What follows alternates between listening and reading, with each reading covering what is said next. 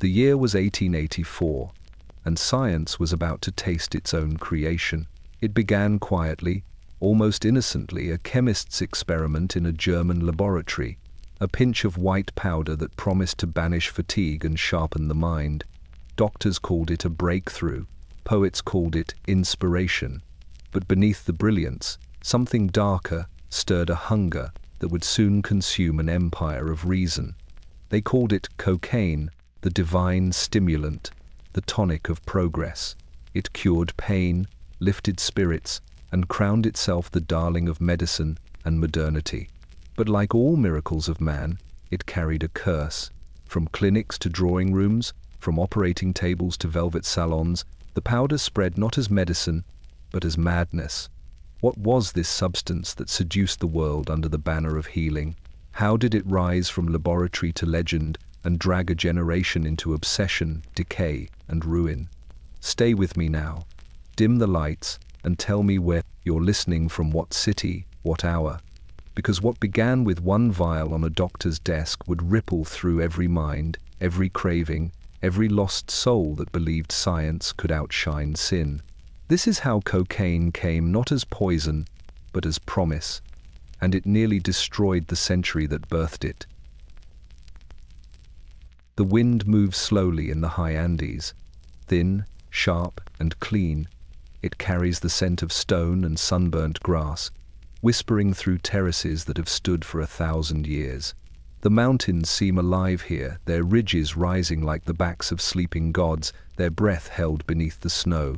And in their shadow, a people work the soil as their ancestors did, their hands cracked, their lungs aching, their hearts steady as drums. They move with quiet rhythm, their mouths working on something small, green and bitter. The coca leaf.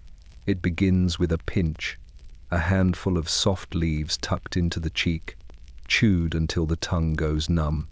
The bitterness fades, replaced by a strange lightness. Hunger fades, cold softens, and the climb grows easier. A miner deep in the mountain tunnel breathes slower, steadier. A woman carrying wood across the ridge feels her steps quicken. A priest at dawn hums softly as his pulse evens out.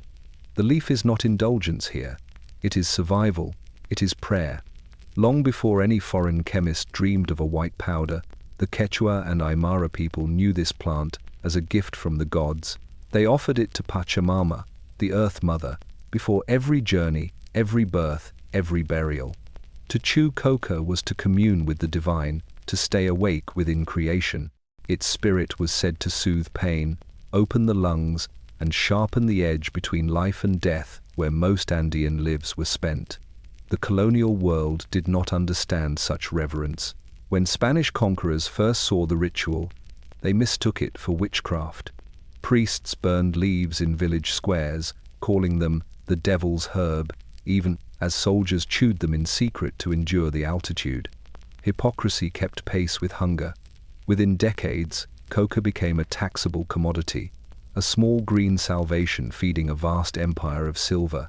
Centuries later, long after the empire's banners had rotted and the mountains reclaimed their silence, the leaf remained.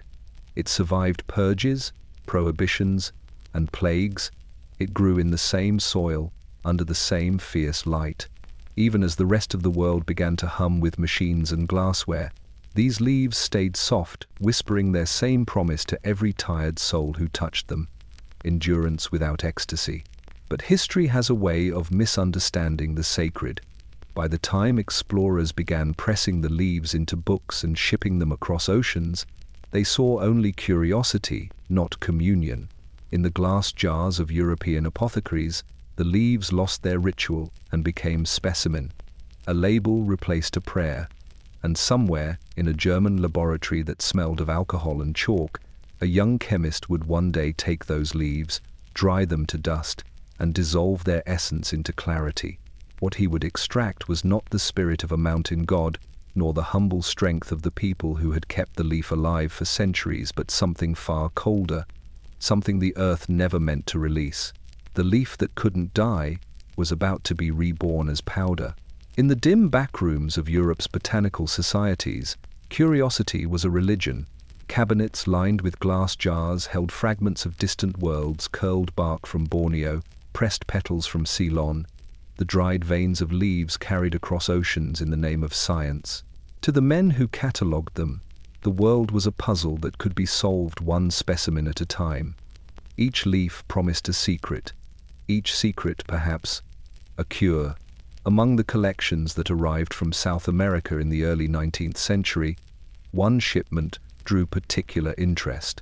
Inside, carefully folded in paper and bound with twine, were several handfuls of dull green leaves labeled Erythroxylum coca. The note that accompanied them was brief, written by a missionary who had lived among the Quechua. The natives chew these leaves to banish hunger and weariness. They say it gives them strength to climb mountains without rest. The botanists leaned in, intrigued. The idea of a plant that could defy exhaustion was irresistible to an age obsessed with progress. Industrial Britain was already running on caffeine and ambition. France and Germany chased discoveries as if enlightenment itself were a race. Yet coca was different, a mystery from a world still half wild. The leaves carried the scent of earth older than empire.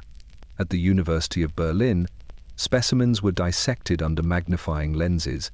Their alkaloid content puzzled chemists who knew enough to sense the promise within, but lacked the instruments to reach it. Still, reports began to circulate through scientific journals. Coca was not simply an oddity of native superstition. It was a potential key to understanding the chemistry of vitality itself. Pharmaceutical companies took notice. Small laboratories in Paris, Amsterdam, and Leipzig began ordering bulk shipments of coca from the Andes. Sailors carried crates across the Atlantic, packed with lime to preserve the fragile leaves. They arrived brittle and faded, but still potent enough to tease the imagination. When dissolved in alcohol, the leaves released a faint fragrance, almost floral, almost electric. It stirred something both scientific and poetic. By mid-century, the first European tonics containing coca extract appeared on apothecary shelves. They were marketed as invigorating elixirs suitable for scholars, soldiers, and ladies of refinement. Physicians wrote polite endorsements, unsure whether to call it placebo or miracle. Those who tasted it felt a gentle lifting of the mind, a crispness of thought. It seemed harmless, almost divine. But behind the fascination was a hunger older than science, the need to capture vitality, to bottle it, to sell it.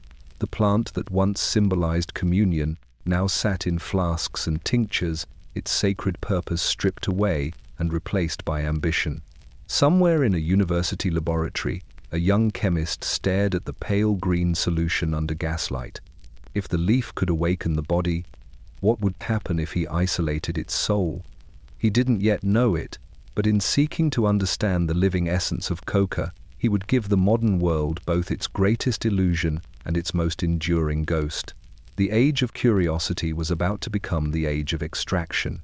The air in the apothecary's shop was heavy with the mingled scent of camphor, lavender, and something sharper, the sting of alcohol and tincture. Wooden drawers lined the walls, each labeled in looping script, digitalis, laudanum, quinine, opium. To the physicians and chemists of mid-19th century Europe, these names were familiar companions, allies in the endless war against pain, fever, and fatigue. Yet among the rows of bottles, one new label began to appear, written cautiously at first, then with pride: coca. It was not yet famous, nor feared. It sat quietly in the shadows of stronger medicines, a curiosity among giants. When the apothecary mixed a tonic for a tired scholar or a nervous mother, he might add a few drops of coca extract, a secret whisper of energy. The result was subtle: a quicker heartbeat, a lighter step, a sense that the world had sharpened around the edges. It felt like clarity, like hope. Customers returned asking for more. The apothecary obliged. Soon, his drawer of coca leaves required constant refilling. He did not yet know the name of the German chemist who would one day isolate the plant's essence, but he could sense the tide turning. This was not simply another herb. This was discovery in its infancy. Across Europe, laboratories buzzed with the fever of industrial progress. Chemistry was becoming not just a science but an art, the art of extraction, of refining nature into something purer, stronger, more obedient. Plants that had once been gathered by hand in distant jungles were now dissolved, distilled, and crystallized under lamps that burned through the night. The apothecary's world was no longer one of mortar and pestle. It was a world of glass and fire. In the small city of Göttingen, young scholars debated whether every plant concealed a spirit, not the mystical kind, but a chemical one, measurable and real. They believed that within each leaf or root lay an active principle, the secret heartbeat of life itself. To isolate it was to glimpse nature's design. To refine it was to master it. The coca leaf, when treated with lime and alcohol, revealed a hint of this invisible force, a bitterness that quickened the pulse. Early tests showed that it could numb the tongue, a clue that somewhere within it hid a powerful alkaloid. The apothecaries wrote careful notes, their handwriting trembling with excitement. They were on the edge of something vast, though they could not yet see the shadow it cast. By the 1870s, shipments of coca were arriving regularly from Peru and Bolivia, packed in burlap and sealed with wax. The leaves were dried, crushed, and steeped in solutions of ether and acid. The resulting liquid shimmered faintly under lamplight, like melted frost. It seemed harmless, even beautiful, a touch of the exotic bottled for the civilized world.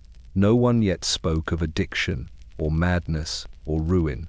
The story was still pure, still framed by wonder. But inside the apothecary's drawer, beneath the rows of labeled jars, history was quietly beginning to hum, a heartbeat quickening beneath glass. And soon, someone would open that drawer not to sample the leaf, but to strip it bare, to summon from it the spirit of pleasure itself, and call it science.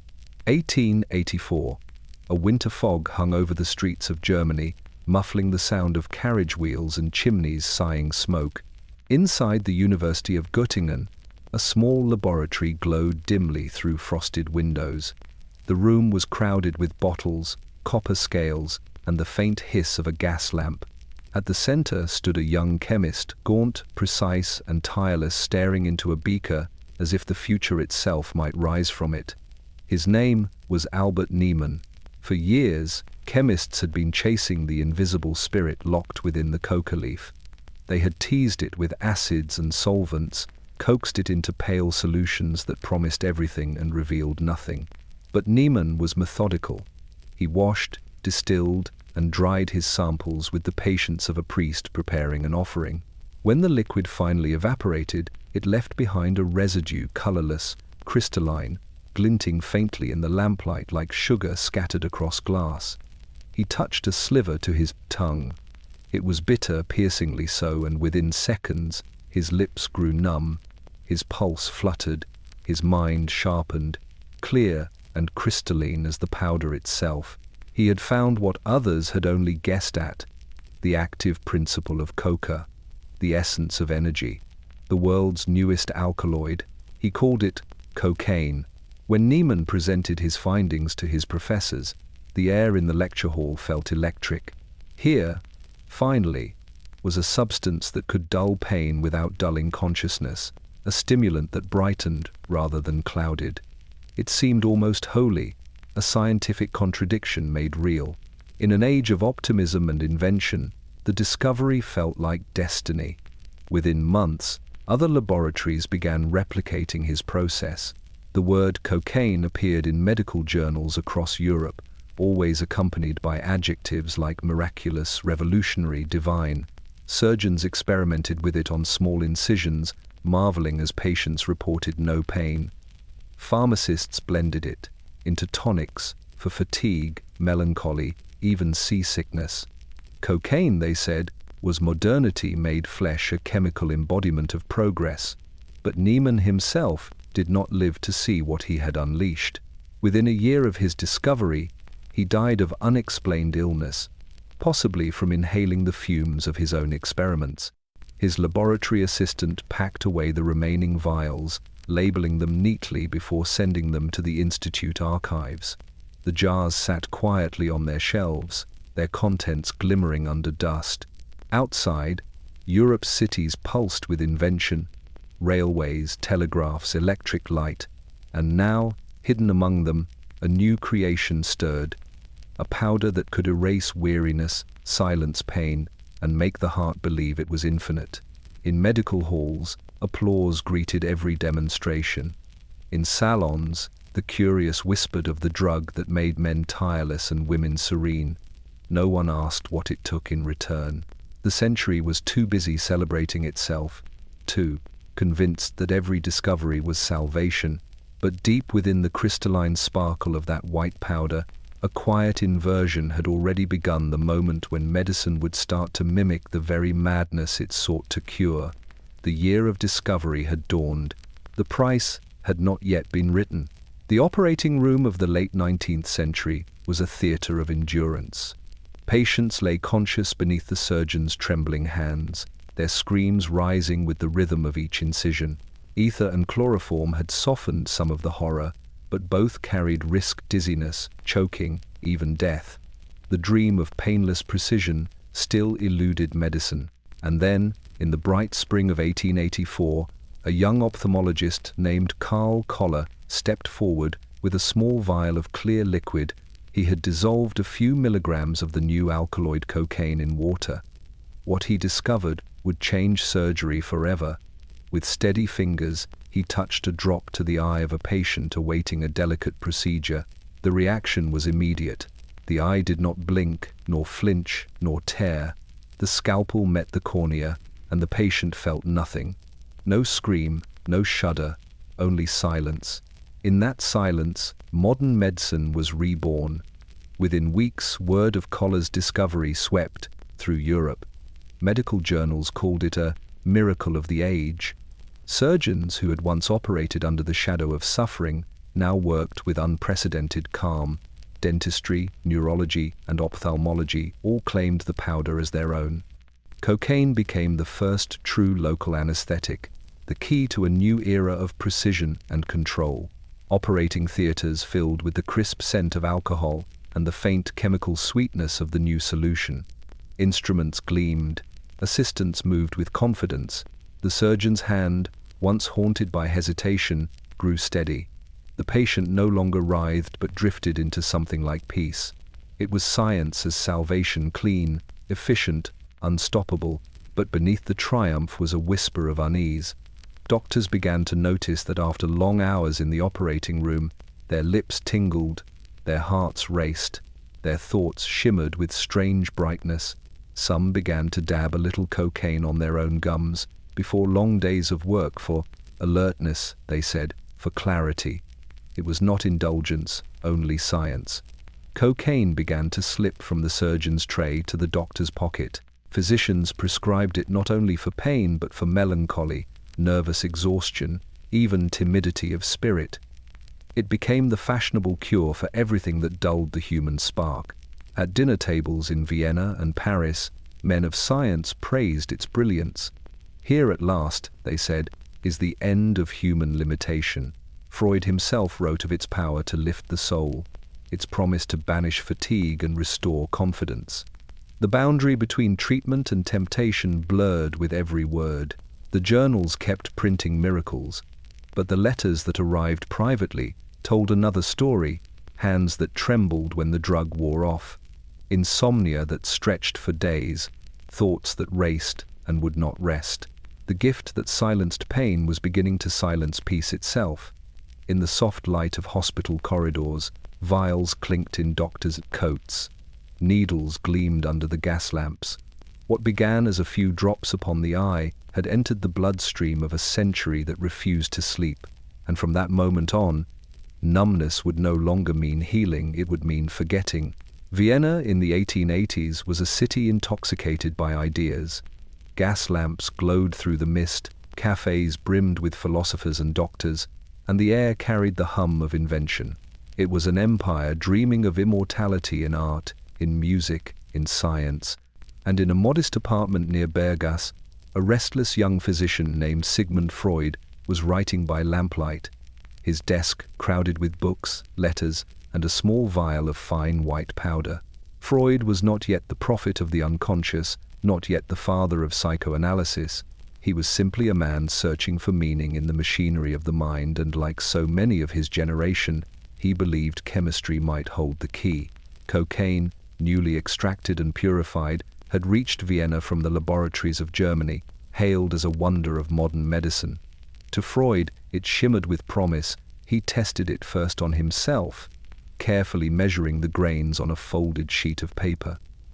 Within moments of letting the powder dissolve on his tongue, the world seemed to widen. His thoughts sharpened, his fatigue melted, and a warmth spread through his chest that felt like genius itself. He called it a magical substance. Eager to share his discovery, he wrote letters to colleagues, describing its extraordinary effects, how it banished depression, restored energy, and might even cure addiction to morphine. He sent a sample to his friend, Ernst von Fleischl-Marxau, a brilliant physiologist crippled by pain and dependence on opiates. Freud believed cocaine could deliver him from his agony. At first, it seemed to work. Fleischl's hands steadied, his eyes brightened. The drug soothed his pain and filled him with renewed vigor. Freud celebrated, convinced he had found salvation not just for his friend, but for mankind. He published papers extolling cocaine's virtues, calling it a gift to humanity. Vienna applauded. Pharmacies sold cocaine-infused wines and lozenges as symbols of sophistication. The Ixapa, powder of the Andes, had become the heartbeat of modern confidence. But salvation has a way of souring in silence. Fleischl soon began taking more. The brightness turned to trembling, the confidence to despair. His body grew frail, his mind restless. He needed larger and larger doses just to feel steady. Within months, the man Freud had hoped to save was lost, enslaved not by morphine, but by the cure itself. Freud watched in disbelief as his friend unraveled, racked by hallucinations and fever. The miracle he had praised was turning to madness before his eyes. He tried to warn others, but the words came too late. The world had already fallen in love with its new medicine. Still, Freud continued his work, haunted yet fascinated. In cocaine's shimmer, he saw a reflection of his own obsession, the human urge to escape pain at any cost. Outside, the streets of Vienna glowed gold beneath the lamplight, and in every drawing room and doctor's office, the same white powder whispered the same old lie. You can be free of suffering if only you surrender a little more. The age of invention had a heartbeat, and it was quickened by white powder. Across Europe and America, the laboratories of the late 19th century gleamed like cathedrals of progress, glass beakers glowing under gaslight, metal instruments arranged with surgical precision. Cocaine was their new sacrament. To chemists, it represented mastery over nature. To doctors, a weapon against pain. To the public, a promise that modernity itself could be consumed. Scientific journals brimmed with praise. The mind is sharpened, wrote one physician. The body strengthened, the spirits lifted. A Viennese neurologist declared it the ideal tonic for exhaustion of the soul. It was prescribed to poets and soldiers, bankers and mothers, children and kings. Even Pope Leo XIII kept a flask of Vin Mariani, a French coca wine, by his desk, awarding its creator a Vatican gold medal for service to humanity. In cities humming with industry, the drug fit perfectly into the rhythm of the age. Workdays stretched longer, nights burned brighter, and fatigue became a weakness of the past. Cocaine promised not just relief but improvement, a chemical refinement of human will. It made ambition feel infinite. The advertisements came next. In London shop windows, delicate bottles of coca elixir sparkled beside perfumes. Parisian pharmacies sold lozenges labeled pour la mélancolie. American apothecaries offered coca cigarettes for asthma. Even traveling salesmen carried small glass vials, boasting of a cure for every modern affliction: nerves, sadness, sleepiness, and doubt. Science had learned how to bottle optimism, and optimism sold well. Within hospitals, the experiments deepened. Cocaine was injected, inhaled, rubbed into gums, and dripped into open wounds. Surgeons began to notice something curious, the euphoria that came after use. Their hands steadied, their fatigue vanished, their spirits soared. It felt not only medicinal but divine, as though they were participating in something larger than healing, the evolution of humanity itself. But progress is a fickle god. Behind every triumph came a tremor. Some doctors began to crave the drug between operations. Others stayed late in their laboratories, just to feel that crystalline clarity one more time. Nurses whispered of sleepless nights, of colleagues growing pale and irritable, of trembling fingers that could no longer hold the scalpel steady. The journals ignored these murmurs. Science was not supposed to doubt itself. It was an age of certainty, and certainty leaves no room for confession. The men who built the modern world believed they could not possibly fall prey to their own creation. In the drawing rooms of Vienna and Paris, society followed suit. Artists sprinkled cocaine on cigarettes, engineers stirred it into tea. It was not yet a vice, it was refinement. The white powder had crossed from the hospital to the parlor, from medicine to fashion. Outside, the private century pulsed with invention: railways, telephones, electricity, each new marvel driven by the same feverish faith in progress. Yet in that faith, a quiet delusion had taken root, that the human mind could be perfected by chemistry, that science could banish suffering without touching the soul. And so, beneath the applause of discovery, another sound began to rise, faint, rhythmic, insistent, the quickening heartbeat of addiction. By the end of the 19th century, medicine had never felt so powerful. The old agony of the operating room, the screams, the restraints, the prayers for unconsciousness, was vanishing into the bright, clean hum of science. Surgeons stood beneath polished lamps, their instruments gleaming, their gloves powdered and precise. In glass vials on every tray, a new miracle waited: cocaine. The newspapers called it the conqueror of pain. Medical journals declared that surgery had entered a golden age. For the first time in history, doctors could cut, stitch, and repair without the chaos of human suffering. A few drops on the skin or in the eye, and the body surrendered its pain as if in reverence. Cocaine had given medicine what it had always wanted: control. In Vienna, Karl Koller's discovery had become legend. Hospitals in London, Paris, and New York rushed to adopt the technique. Dentists used it to pull teeth painlessly. Surgeons injected it before incisions. Even midwives kept vials on hand for childbirth. The very act of medicine began to change. The healer no longer relied on prayer or courage, but on chemistry. Pain was no longer a test of endurance, it was a solvable problem. Patients marveled at the transformation. The rich paid handsomely to experience surgery without terror. The poor followed, desperate for relief. From the slums to the salons, the promise was the same: you will feel nothing. But numbness is a seductive teacher. Doctors began to rely on it not only for their patients, but for themselves. Exhausted from long shifts and endless rounds, they found that a pinch of the same powder could banish fatigue as easily as it silenced pain. Cocaine slipped from surgical kits into coat pockets, from laboratories into parlors. Its presence became invisible, as common as tobacco, as respectable as wine. Soon, the borders between healing and indulgence blurred completely. A physician might dose a patient in the morning and himself, in the evening, convinced he was still serving science. The clarity, the alertness, the sense of perfection, these felt like virtues, not vices. The white powder became a symbol of modern faith. Man had finally conquered the body. Yet within the quiet wards, signs of unease began to appear. A few patients suffered heart tremors or delirium. Some never woke. Doctors blamed dosage, not danger. They believed that mastery was only a matter of precision, that error, not arrogance, caused harm. And so the golden age continued, built upon numbness and denial. Hospitals gleamed like temples, and the air smelled faintly of alcohol and ether. The human body had become an instrument to be tuned, the human mind a circuit to be rewired. Pain, once a teacher, was now an inconvenience. But outside the polished walls, something darker stirred. The same powder that granted doctors their triumph was already slipping into hands far beyond their reach. Hands that sought not healing, but escape.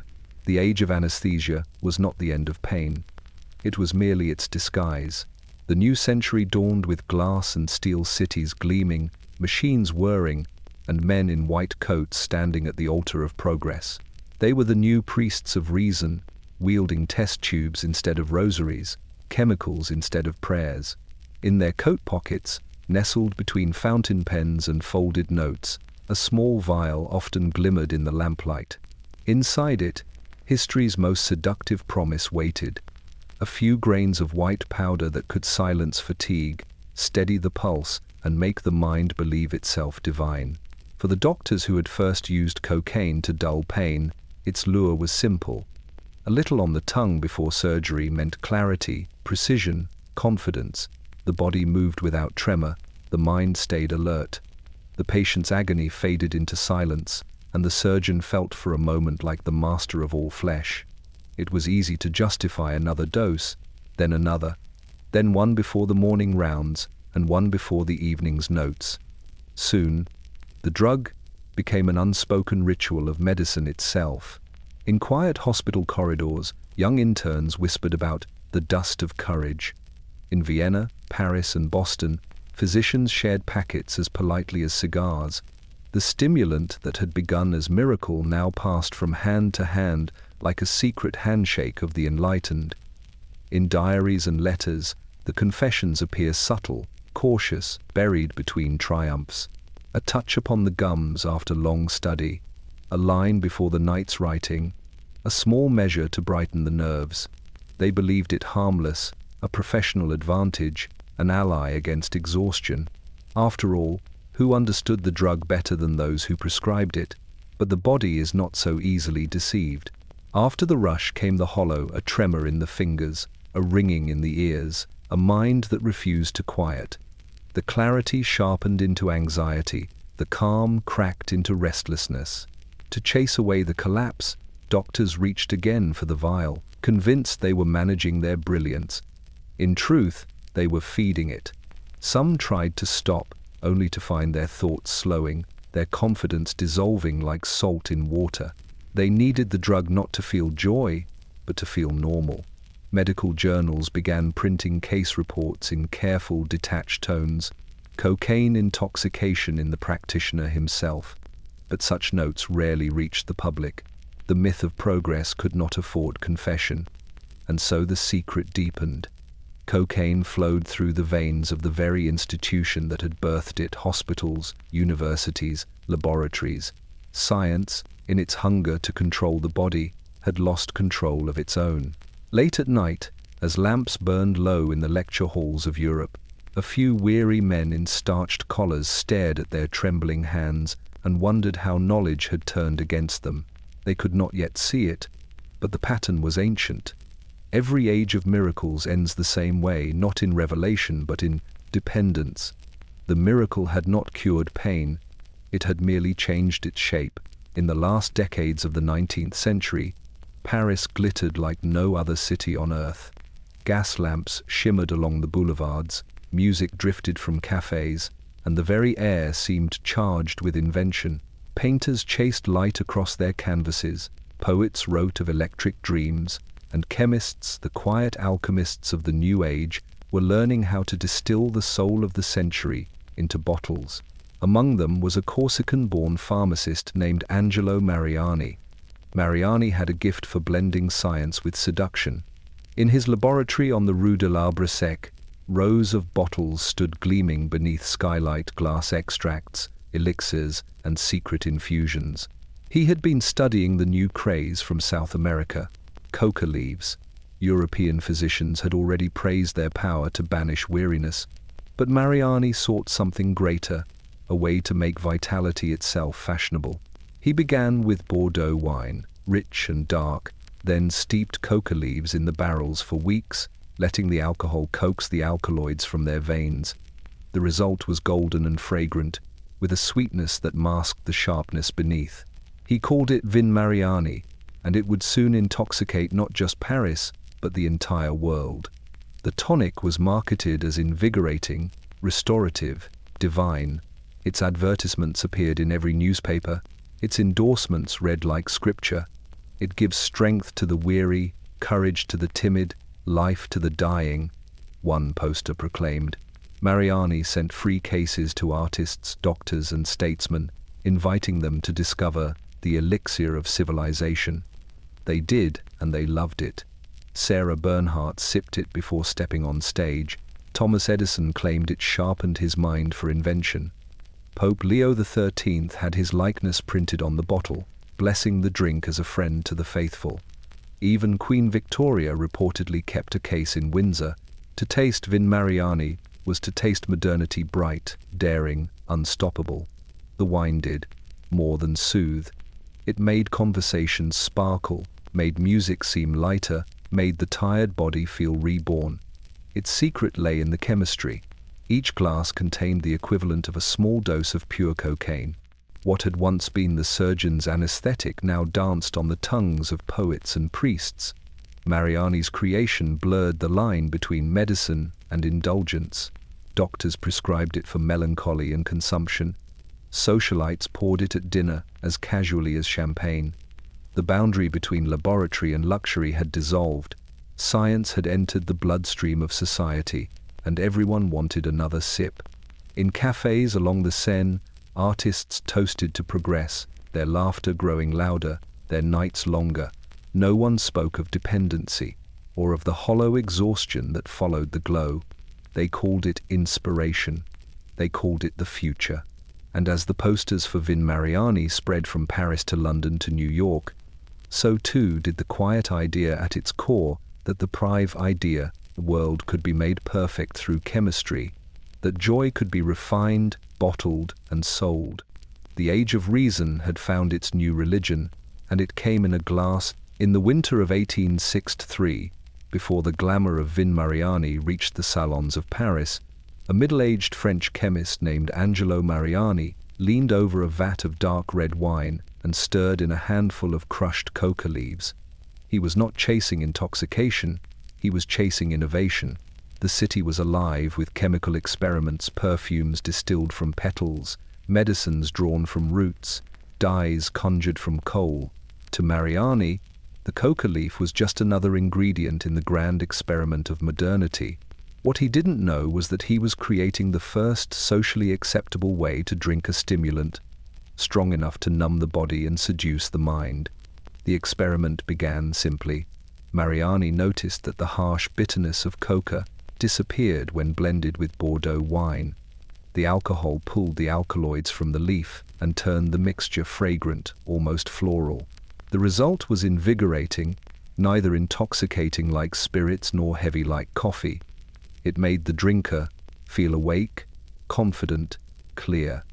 It was medicine disguised as pleasure, and pleasure disguised as progress. Soon the bottles left his laboratory. First they went to apothecaries, then to cafes, and finally to drawing rooms. The elegant gold-labeled bottles of Vin Mariani were praised as the tonic of the century. They promised health, vigor, longevity, and the subtle thrill of the exotic. Within months, endorsements poured in. Doctors, writers, opera singers, politicians, even royalty. The chemist's invention was no longer a curiosity of science. It had become a cultural emblem. Mariani's brilliance lay not just in chemistry, but in charm. He sent free bottles to celebrities across Europe and America, asking only for their testimonials in return. "I owe my strength to your marvelous tonic," wrote explorers and artists alike. The Pope himself sipped it daily, granting Mariani a medal for services to humanity. The advertisements soon covered every boulevard, smiling faces, glowing eyes, slogans that promised life in a glass. But behind the posters and praise, the formula had begun to change. To meet demand, Mariani increased the concentration of coca extract, unaware of how much of the alkaloid cocaine was seeping into each bottle. A single glass now carried more than enough to spark dependence. The line between rejuvenation and craving blurred quietly, invisibly. Drinkers who had once enjoyed a single evening glass began refilling their cups through the night. The chemist's success spread far beyond France. Export shipments reached London, New York, and Cairo. Among the crates that crossed the Atlantic was one that would soon land in the hands of an American pharmacist named John Pemberton, a man searching for a cure to his own pain. From that crate would emerge another creation, one that would outlive empires. Mariani never saw it as corruption. To him, Vin Mariani remained a triumph of the human mind, proof that faith in science could transform suffering into joy. But somewhere between the beaker and the bottle, the leaf's spirit had shifted. What had begun as chemistry had become commerce, and commerce never sleeps. By the final decades of the 19th century, Vin Mariani had become more than a tonic. It was a phenomenon. Paris adored it, London worshipped it, and New York could not get enough. The age of invention had found its elixir, and its most powerful weapon wasn't chemistry anymore. It was fame. Angelo Mariani understood something few scientists did, that admiration could be engineered just as easily as molecules. His genius was not just in the laboratory, but in persuasion. Each month, his office received letters stamped with royal crests and artistic signatures, thank you notes from the world's most admired figures. Writers, doctors, singers, bishops, explorers, all united in praise of the golden liquid that made them feel tireless, inspired, alive. He printed their words on posters that lined the boulevards of Europe. Sarah Bernhardt, the most celebrated actress of her age, smiled from billboards holding a glass of Vin Mariani. "I would not be without it," she declared, her voice echoing through theaters and cafes alike. Thomas Edison claimed it sustained his mind through sleepless nights of invention. Jules Verne called it a stimulant for the imagination. Even Pope Leo XIII, weary from years of papal duties, posed serenely with a bottle on his desk, blessing the drink as a gift to mankind. Every advertisement glittered with authority. If the divine and the brilliant drank it, how could it possibly be dangerous? To sip Vin Mariani was to join the ranks of the enlightened. The tonic became both cure and status, the symbol of a modern world that believed science could elevate the soul. Pharmacies struggled to keep up with demand. Doctors prescribed it for exhaustion, anxiety, grief, even shyness. Mothers offered it to their children for strength, students for focus, lovers for confidence. No one noticed how the doses crept higher. A single glass once soothed the nerves. Now, 2 or 3 barely touched the restlessness it created. The miracle was beginning to whisper its own hunger. Behind the applause, quiet warnings flickered. A few medical journals began reporting unusual excitability among habitual users. Some described trembling hands, sleeplessness, and feverish dreams. But the public brushed these away, side effects of modern life. They said, nothing more. The faces on the posters were too radiant, too convincing. In cafes and salons, laughter grew louder, nights longer. The city thrummed with cocaine-laced confidence, an entire generation lifted by chemistry. The leaf that once grew quietly in Andean soil had become the heartbeat of Western ambition. Angelo Mariani grew rich beyond measure, honored by monarchs and scientists alike. He believed he had given the world vitality bottled and pure. But behind every glittering endorsement, a truth was beginning to stir in the shadows, that the same substance which inspired brilliance could just as easily consume it. And somewhere across the Atlantic, another chemist was watching closely. In a small pharmacy in Atlanta, he was preparing to follow Mariani's formula and to outshine it. What he would create next would change the world forever, one sip at a time. In the spring of 1886, the air in Atlanta was heavy with the scent of magnolia and the hum of industry. The city was rebuilding itself from the ashes of war, and its people believed in progress, anything bottled, electrified, or patented. Among the countless advertisements that lined Peachtree Street, one name would soon eclipse them all: Dr. John Stith Pemberton. A wounded Confederate veteran turned pharmacist, Pemberton spent his nights in a small laboratory behind his house, searching for relief from the morphine addiction that plagued him after the war. What he found instead was destiny. Like so many European chemists before him, Pemberton had heard whispers of the miraculous Vin Mariani from France, the coca-infused wine praised by royalty and poets alike. But Georgia was dry country, and alcohol was falling out of favor. If he could remove the wine and keep the vigor, he might create a drink both legal and irresistible. So he mixed coca leaves with cola nut extract, a dash of sugar syrup, and citric acid. The result was sharp, sweet, and strangely exhilarating. He called it Pemberton's French wine coca. And in the beginning, it was sold as medicine, a cure for fatigue, headaches, and melancholy. When the temperance movement forced him to remove the alcohol, he replaced it with carbonated water. The bubbles made the drink sparkle, and so did the promise behind it. The new formula was renamed Coca-Cola. The first glasses were poured at Jacob's Pharmacy for 5 cents apiece. Customers lined up, intrigued by the taste, part tonic, part treat, entirely modern. The combination of coca and cola created something subtle yet powerful. A brief euphoria, a touch of brightness, the illusion of boundless energy. It was refreshment with an edge. Word spread quickly. Within a year, Coca-Cola was being bottled and shipped across the South. Its advertisements claimed it relieves exhaustion and restores the brain and nerves. Elegant women sipped it at lunch counters. Businessmen drank it before meetings.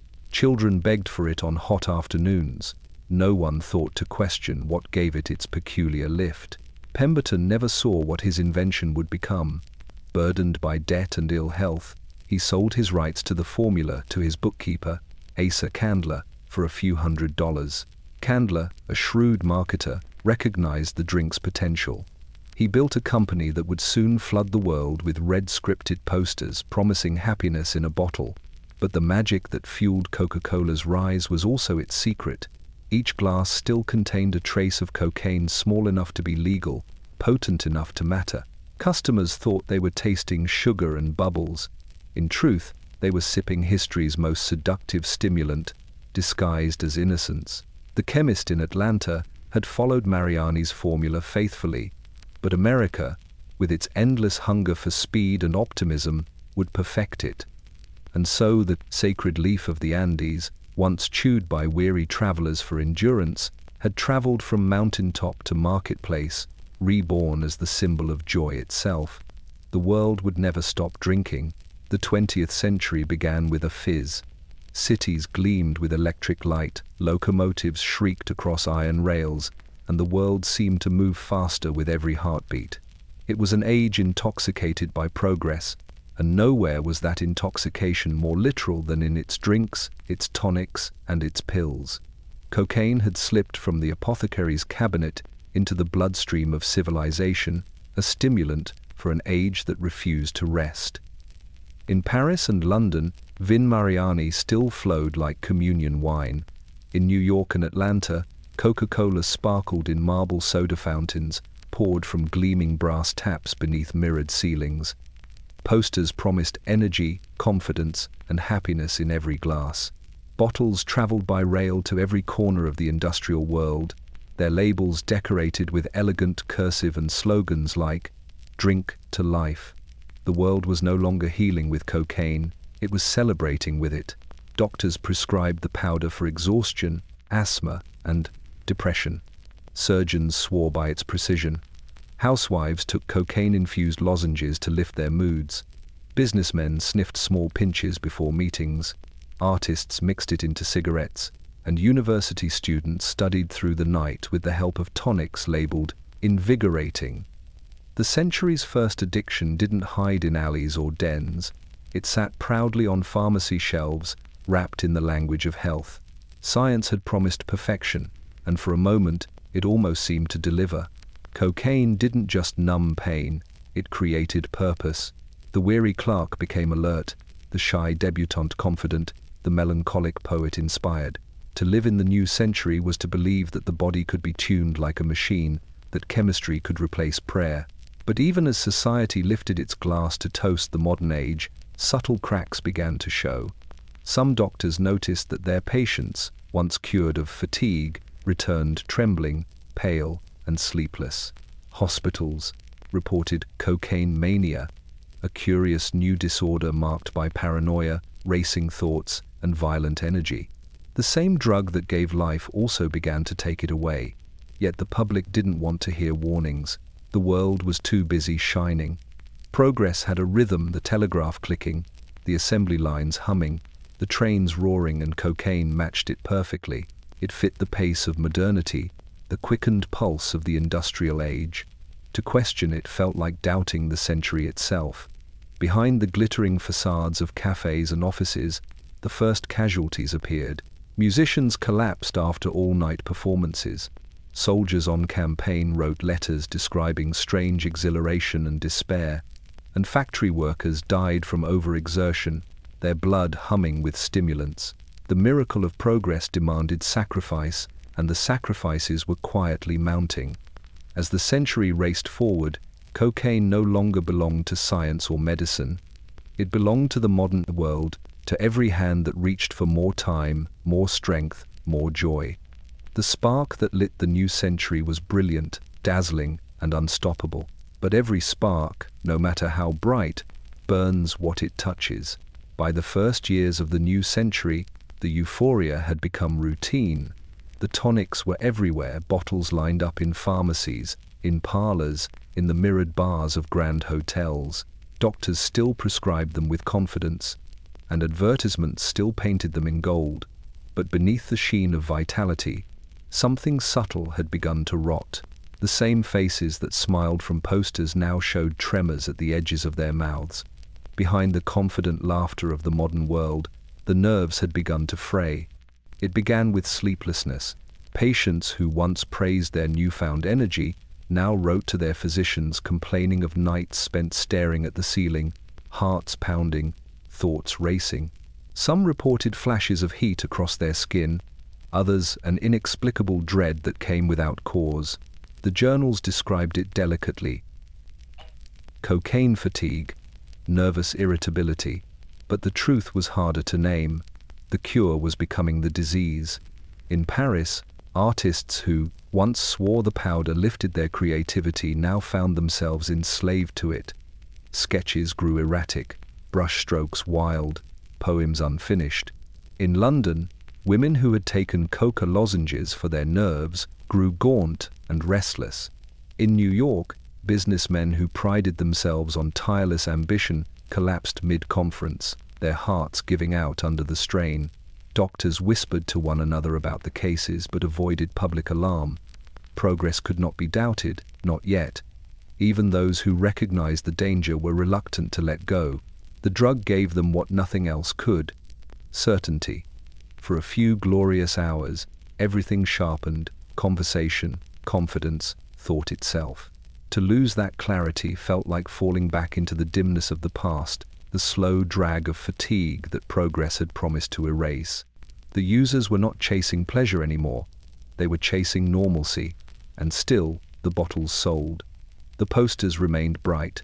Advertisements for Vin Mariani declared, "The world drinks to health," while Coca-Cola promised the pause that refreshes. The public never suspected that both slogans masked the same dependency. For every sip of vigor came a toll: unseen anxiety, exhaustion, craving. The smiles on the posters were lies, painted over trembling hands. Hospitals began to receive new patients, jittery, paranoid, emaciated men and women who could not stop reaching for the very tonic that was destroying them. They were diagnosed with moral insanity or nervous collapse. The doctors did not yet have the word addiction in their lexicon. They spoke instead of weak wills and unbalanced constitutions, never daring to consider that the problem was chemical, not moral. The cracks spread quietly, like hairline fractures beneath porcelain. Society still glittered, but its reflection had begun to distort. The miracle of modern chemistry, once celebrated as liberation, was revealing itself as bondage. In every city, in laboratories, offices, theaters, the century's brightest minds were learning the same bitter truth. The pursuit of endless energy was, at its core, a pursuit of oblivion. The smile of progress had begun to twitch. He had been the pride of the hospital, once a tall, precise man with a surgeon's hands and a scientist's mind. Colleagues called him tireless, his students called him brilliant. He never trembled, never faltered, never hesitated. When cocaine first entered the surgical wards, it seemed made for men like him. A few drops before an operation, and his focus became absolute. The blade moved as if guided by light itself. Patients adored him. Newspapers called him the miracle worker. But brilliance has its price, and his was paid in secrecy. After each procedure, when the instruments were washed and the gas lamps dimmed, he would linger by the cabinet. Just a touch of powder on the fingertip, pressed to the gums. The taste was sharp, metallic, but it steadied him, gave him back the confidence that fatigue stole. At first, it was only on long days, then on every day, then before breakfast. Soon he began to hide small packets in his coat pocket, just in case. His lectures grew faster, his speech more impassioned, his nights sleepless. He could not rest, and he did not want to. Cocaine made him invincible, or so he told himself, until the day his hands began to shake. The tremor was faint at first, a whisper beneath the pulse. He disguised it with charm, with gloves, with endless explanations about the cold. But the colleagues who once admired him began to notice his pallor, the sweat on his brow, the way his eyes darted too quickly. The nurses whispered about his temper, how he barked at assistants, how he sometimes forgot a patient's name mid-surgery. The miracle worker was unraveling. When the withdrawal came, it was merciless. His body revolted, his mind caught between exhaustion and delirium. He tried to stop, God knows he tried, but the silence that followed was unbearable. His thoughts slowed, his confidence shattered. Without the drug, his precision fled, replaced by trembling and doubt. Each relapse came faster, deeper, more desperate. One night, after a failed operation that left a young man bleeding on the table, he locked himself in his office. The hospital corridors were quiet, the lamps burning low. He stared at his trembling hands, the same hands that had once seemed touched by divinity, and realized what he had become. Not healer, but addict. The powder that had silenced pain now commanded his every thought. By morning, his resignation letter lay unfinished on the desk, beside an open vial. The staff found him slumped in his chair, the window still open to the rain. The newspapers would later call it a tragic case of exhaustion. His colleagues never spoke his name again, yet his story was far from unique. Across Europe and America, countless doctors, surgeons, and scholars were following the same quiet descent, the same collapse masked by science, hidden by pride. The healer's hand had turned upon itself, and in that moment, the golden age of medicine began to crack. The letters still survive, ink fading, the paper gone brittle where Sigmund Freud once wrote of his shining discovery. Cocaine exhilarates, it prolongs endurance, he told colleagues in the early 1880s. I have found no ill effects. He had meant it sincerely. To him, the drug had been a revelation, the key to unlocking the chemistry of human emotion. In those first years, he was young, ambitious, and utterly certain that the mind could be healed by science alone. But time has a way of dulling certainty. The story of Freud's faith in cocaine is also the story of his slow disillusionment, a transformation from champion to witness, from believer to mourner. It began with hope. Freud's friend and mentor, Ernst von Fleischl-Marxau, had been a gifted physiologist whose career was wrecked by an infected wound that left him in agony. Morphine was his only relief, but it chained him to a deepening dependence. When Freud first sent Fleischl a packet of cocaine, he imagined himself delivering salvation. "A few doses," he promised, "and your pain and weakness will vanish." At first, it seemed to work. Fleischl's letters were full of gratitude. The drug eased his pain, revived his strength, restored the sparkle in his eyes. For a few months, the experiment looked like triumph.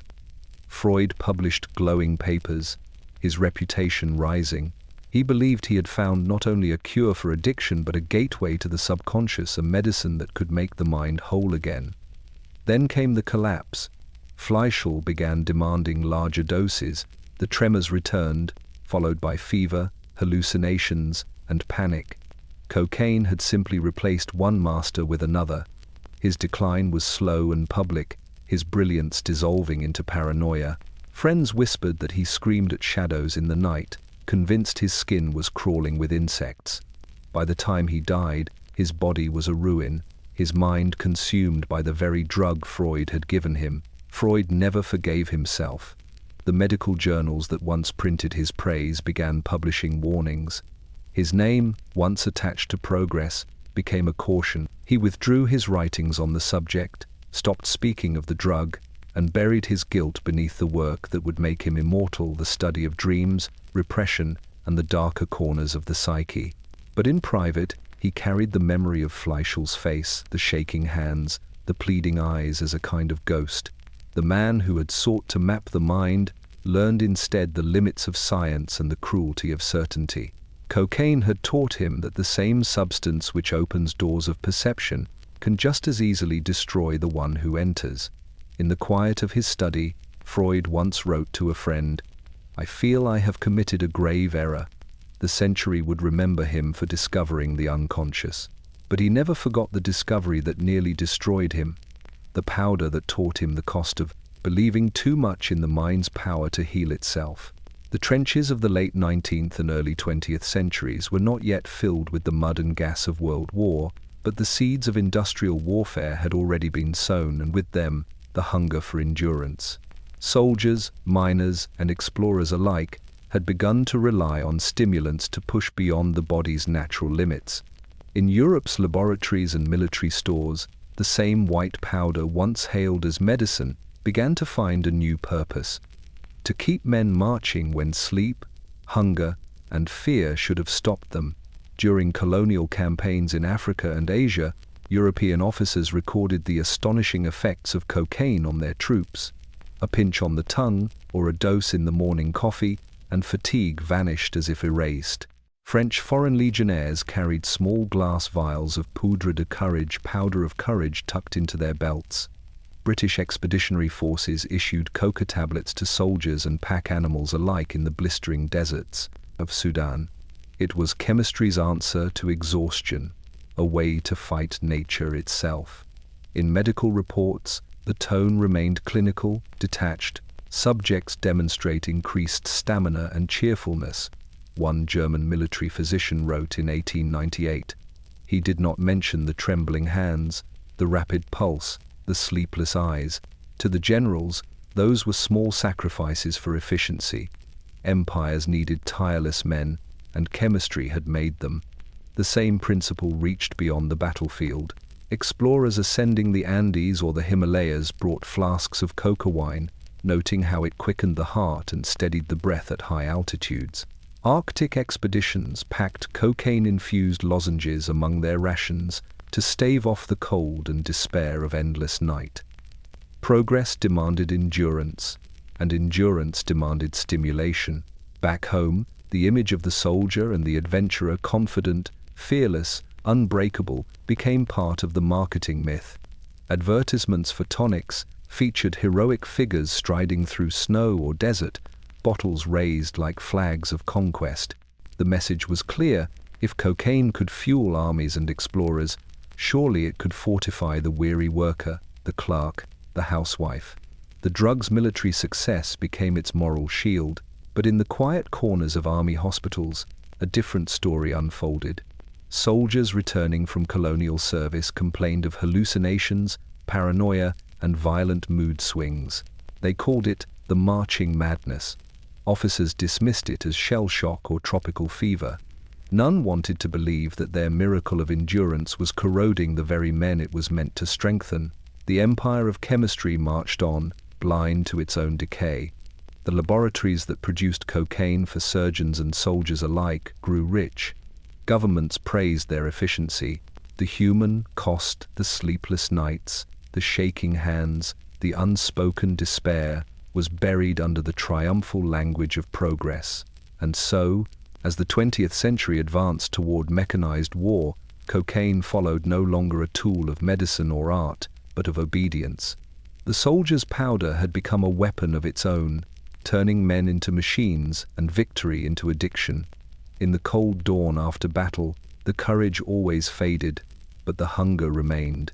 The world's hunger for energy had become an empire of its own.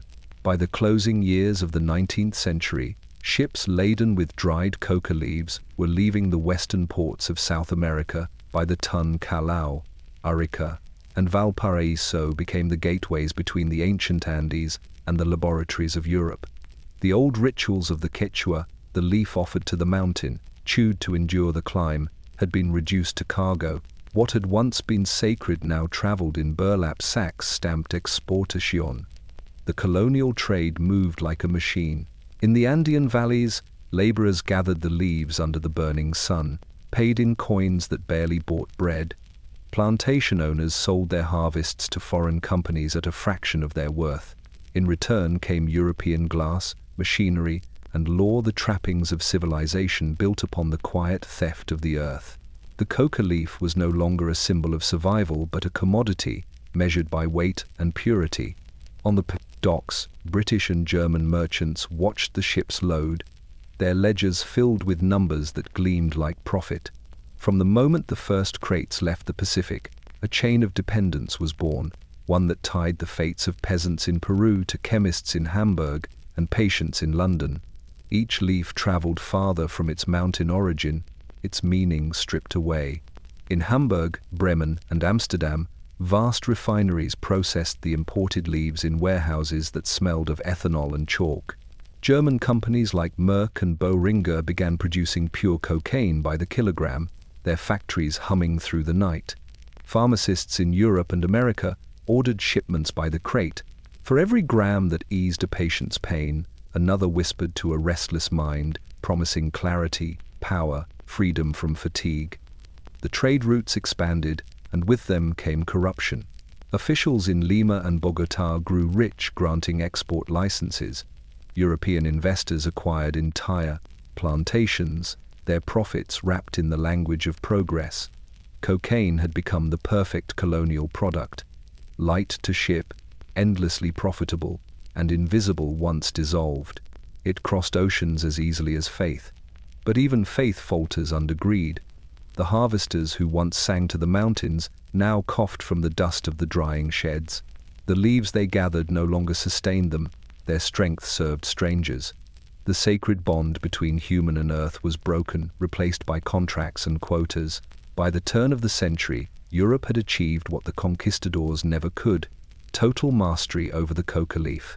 The plant no longer belonged to the Andes, it belonged to industry. The world applauded itself for efficiency. Few paused to see what had been lost: the prayers, the patience, the balance that had kept the leaf sacred. The empire of powder had begun its rise, silent and invisible, stretching from the mountains of Peru to the counting rooms of Berlin. And, beneath the applause of progress, the earth itself seemed to whisper a warning. The leaf remembers who it served first. By the dawn of the 20th century, the coca leaf had completed its transformation from sacred offering to industrial ingredient. What once grew beneath Andean sun now dissolved beneath the hiss of gas lamps and the grind of machines. The age of the factory had claimed it, and with it, the promise of limitless human energy. In the port cities of Europe, warehouses that once stored tea and tobacco now housed laboratories. Long corridors of glassware gleamed under fluorescent light, filled with the scent of ether and the hiss of steam. Men in white coats, proud heirs to the Industrial Revolution, weighed, crushed, and dissolved coca leaves by the ton. They wore the quiet confidence of priests conducting a mechanical ritual, turning the green of the earth into the white of perfection. Merck in Darmstadt led the empire. Its ledgers recorded the export of cocaine in kilograms, then in tons, to every continent. Bottles labeled cocainum hydrochloricum left Germany for hospitals in London, Paris, and New York. Pharmacies sold them as painkillers, tonics, and stimulants. Doctors wrote prescriptions with sweeping confidence, and chemists filled them with equal pride. No one called it vice. They called it civilization. The factories ran day and night, feeding a global demand that seemed insatiable. The workers who ground the leaves rarely knew what they were handling, only that the powder numbed their fingertips and made them lightheaded. They were paid in coins and coughs, their lungs white with residue. Above them, managers spoke of purity and precision, of the triumph of modern chemistry over the old superstitions of the Andes. In advertising halls, artists painted visions of vitality, radiant women lifting crystal glasses, athletes sprinting across golden fields, clerks wide-eyed with vigor. Cocaine, stripped of its name but not its power, glowed in everything from elixirs to lozenges. The modern world was being built on the same dream in every language, that the body could be perfected by the machine. And yet, the dream had its shadows. In the basements of cities, small illicit workshops began copying the great factories, boiling, refining, and selling the same powder at a fraction of the price. The clean white lines of progress began to blur. For every polished bottle on a doctor's shelf, there was another passed hand to hand in the alleyways of port towns. The divide between industry and indulgence was shrinking fast. By 1910, the first murmurs of unease appeared in government reports. The habit-forming properties of cocaine, they warned, are being observed in certain classes. But the tone remained bureaucratic, detached as though the nightmare could be managed with paperwork. Meanwhile, the machines never stopped. The demand outpaced fear, and the product outpaced conscience. In the hiss of the boilers and the rhythm of the grinders, the century's pulse quickened. The leaf had become a commodity. The commodity had become a dream. And soon, the dream would learn to consume its makers. The glitter of laboratories began to fade, and in its place, the hum of the streets grew louder. What had once belonged to physicians and poets was slipping quietly into the hands of everyone else.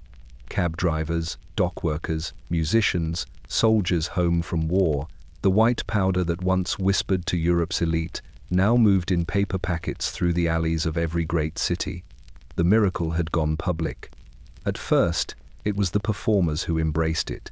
In Paris, cafe singers swore a pinch before curtain made their voices shine. In New York, jazz drummers tapped faster, brass players blew longer, and dancers spun until dawn. The drug no longer belonged to the sterile world of science. It belonged to rhythm, heat, and hunger. It promised not the precision of surgery, but the ecstasy of escape. Small shops that had once sold medicines began quietly offering stimulant powders behind the counter. In the tenements, bottles of coca wine still glimmered beside cheap gin. Cocaine became the working man's luxury, a way to feel rich for an hour, invincible for an evening. It didn't smell of the hospital anymore. It smelled of sweat, smoke, and spilled liquor. Across the Atlantic, American cities were changing. The factories had turned days into endless shifts, and fatigue had become a way of life. Workers discovered that a line of powder on the back of a coin made the hours blur. The bosses didn't complain. A tireless employee was still good business. Cocaine had become the drug of capitalism, feeding the same machine that first produced it. Newspapers began reporting stories of strange excitations among laborers and soldiers. There were accounts of men who worked for days without sleep, then collapsed into trembling stupors. Police officers in New Orleans and Chicago raided hidden dens and found rooms littered with glass vials and razor blades, the air thick with dust and desperation. They called it the new madness. And still, the demand grew. The poor wanted to feel like the powerful. The powerful wanted to feel immortal. The factories, the smugglers, and the chemists fed the hunger together, each pretending not to see the others. The same powder that once glittered in golden goblets now passed hand to hand in crumpled paper. The tone of the world began to change. The bright optimism of invention dimmed, replaced by a restless, sleepless energy. Cities pulsed with new life at night: neon, jazz, violence, and desire. Cocaine was no longer the emblem of science but of speed. the age of discovery had become the age of escape. On the boulevards of Paris, on the stoops of Harlem, in the smoke-filled rooms of Berlin, the same ritual unfolded. A sniff, a rush, a grin too wide to last. The century had learned to run faster than its own shadow, and now it couldn't stop. By the 1910s, the pharmacists had begun to notice. The same customers who once arrived smiling for their tonics were returning pale, jittery, and desperate. They came at odd hours, their eyes red, their hands trembling, their questions rehearsed.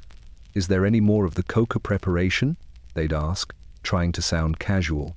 When refused, they grew angry, or worse, frightened. The polite habit of medicine had turned into dependency. Behind the polished counters of apothecaries in Paris, London, and New York, clerks whispered about the change. The tonics that once symbolized progress now carried an odor of decay. They had seen too many repeat prescriptions, too many shaking hands counting coins. Doctors, once so proud of their miracle cure, now muttered about patients of peculiar persistence. One New York pharmacist, in a letter later published anonymously, described the first time he turned someone away. The man had been a lawyer, always dressed neatly, always but asking for the same thing, a small vial of cocaine hydrochloride. That morning, he looked hollow. "You don't understand," he said, voice cracking. "I can't think without it."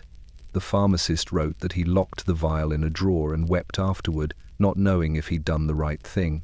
Across Europe, reports began to reach medical societies of cocaine intoxication. Patients suffered hallucinations, paranoia, racing hearts, and violent outbursts. Some clawed at their own skin, convinced insects lived beneath it. Others became sleepless wanderers, drifting through city streets in search of another dose.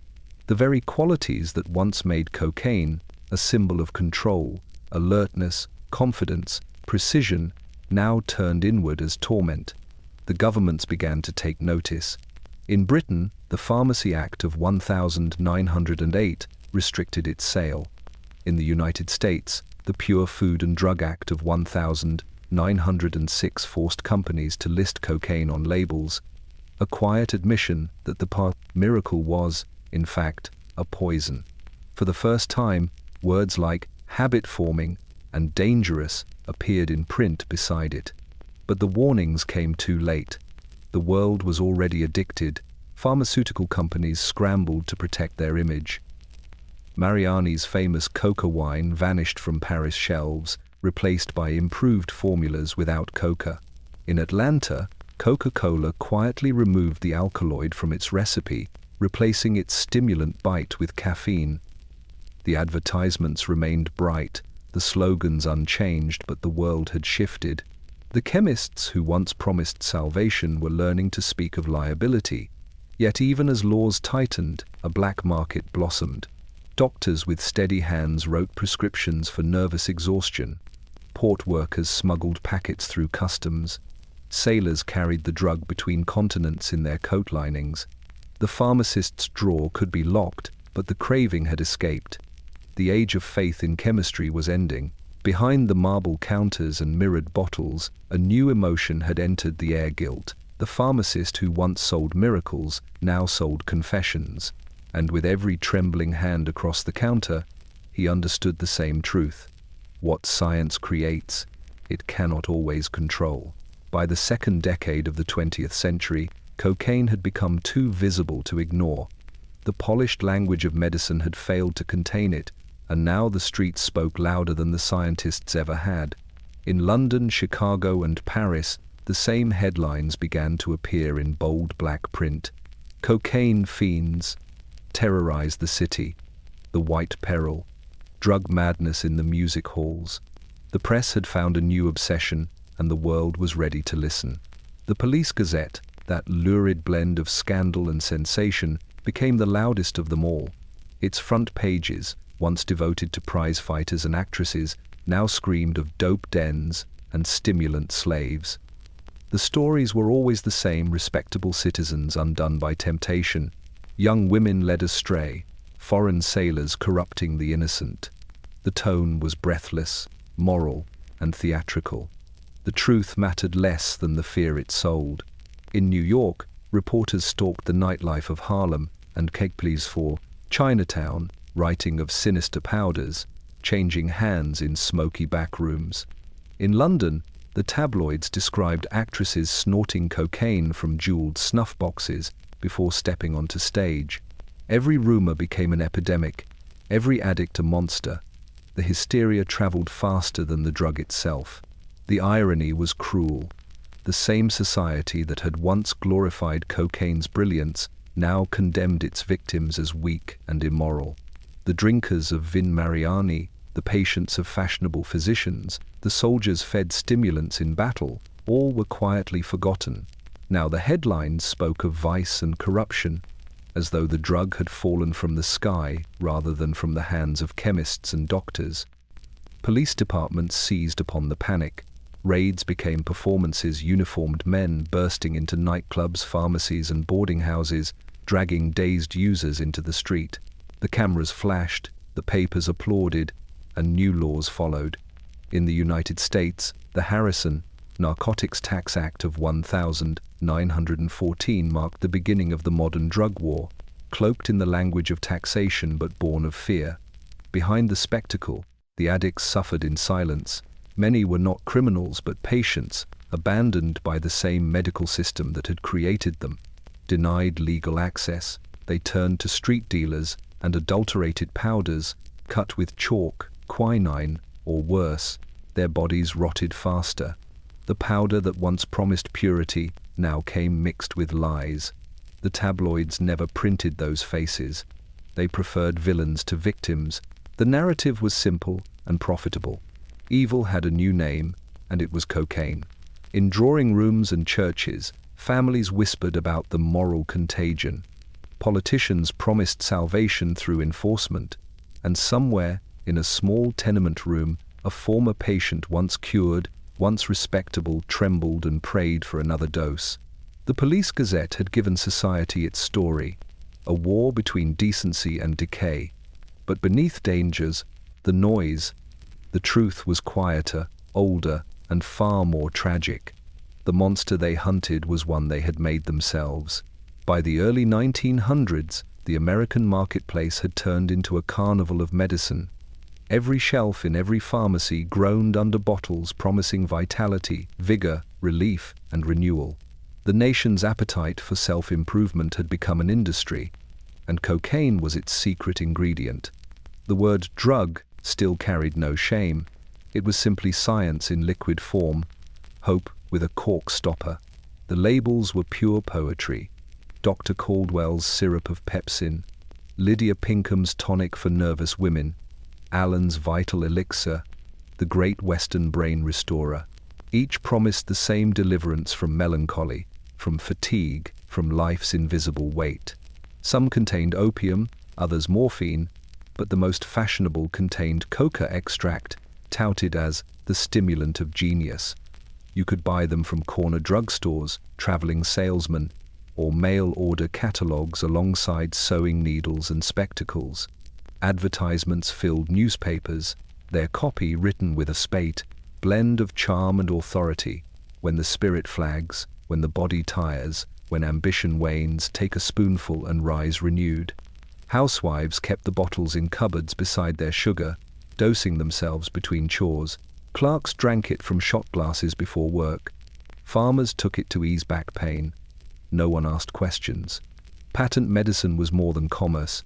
It was faith disguised as flavor. America was still a young country, impatient, driven by the conviction that every problem had a solution, preferably one that could be bottled and sold. Cocaine fit the national mood perfectly.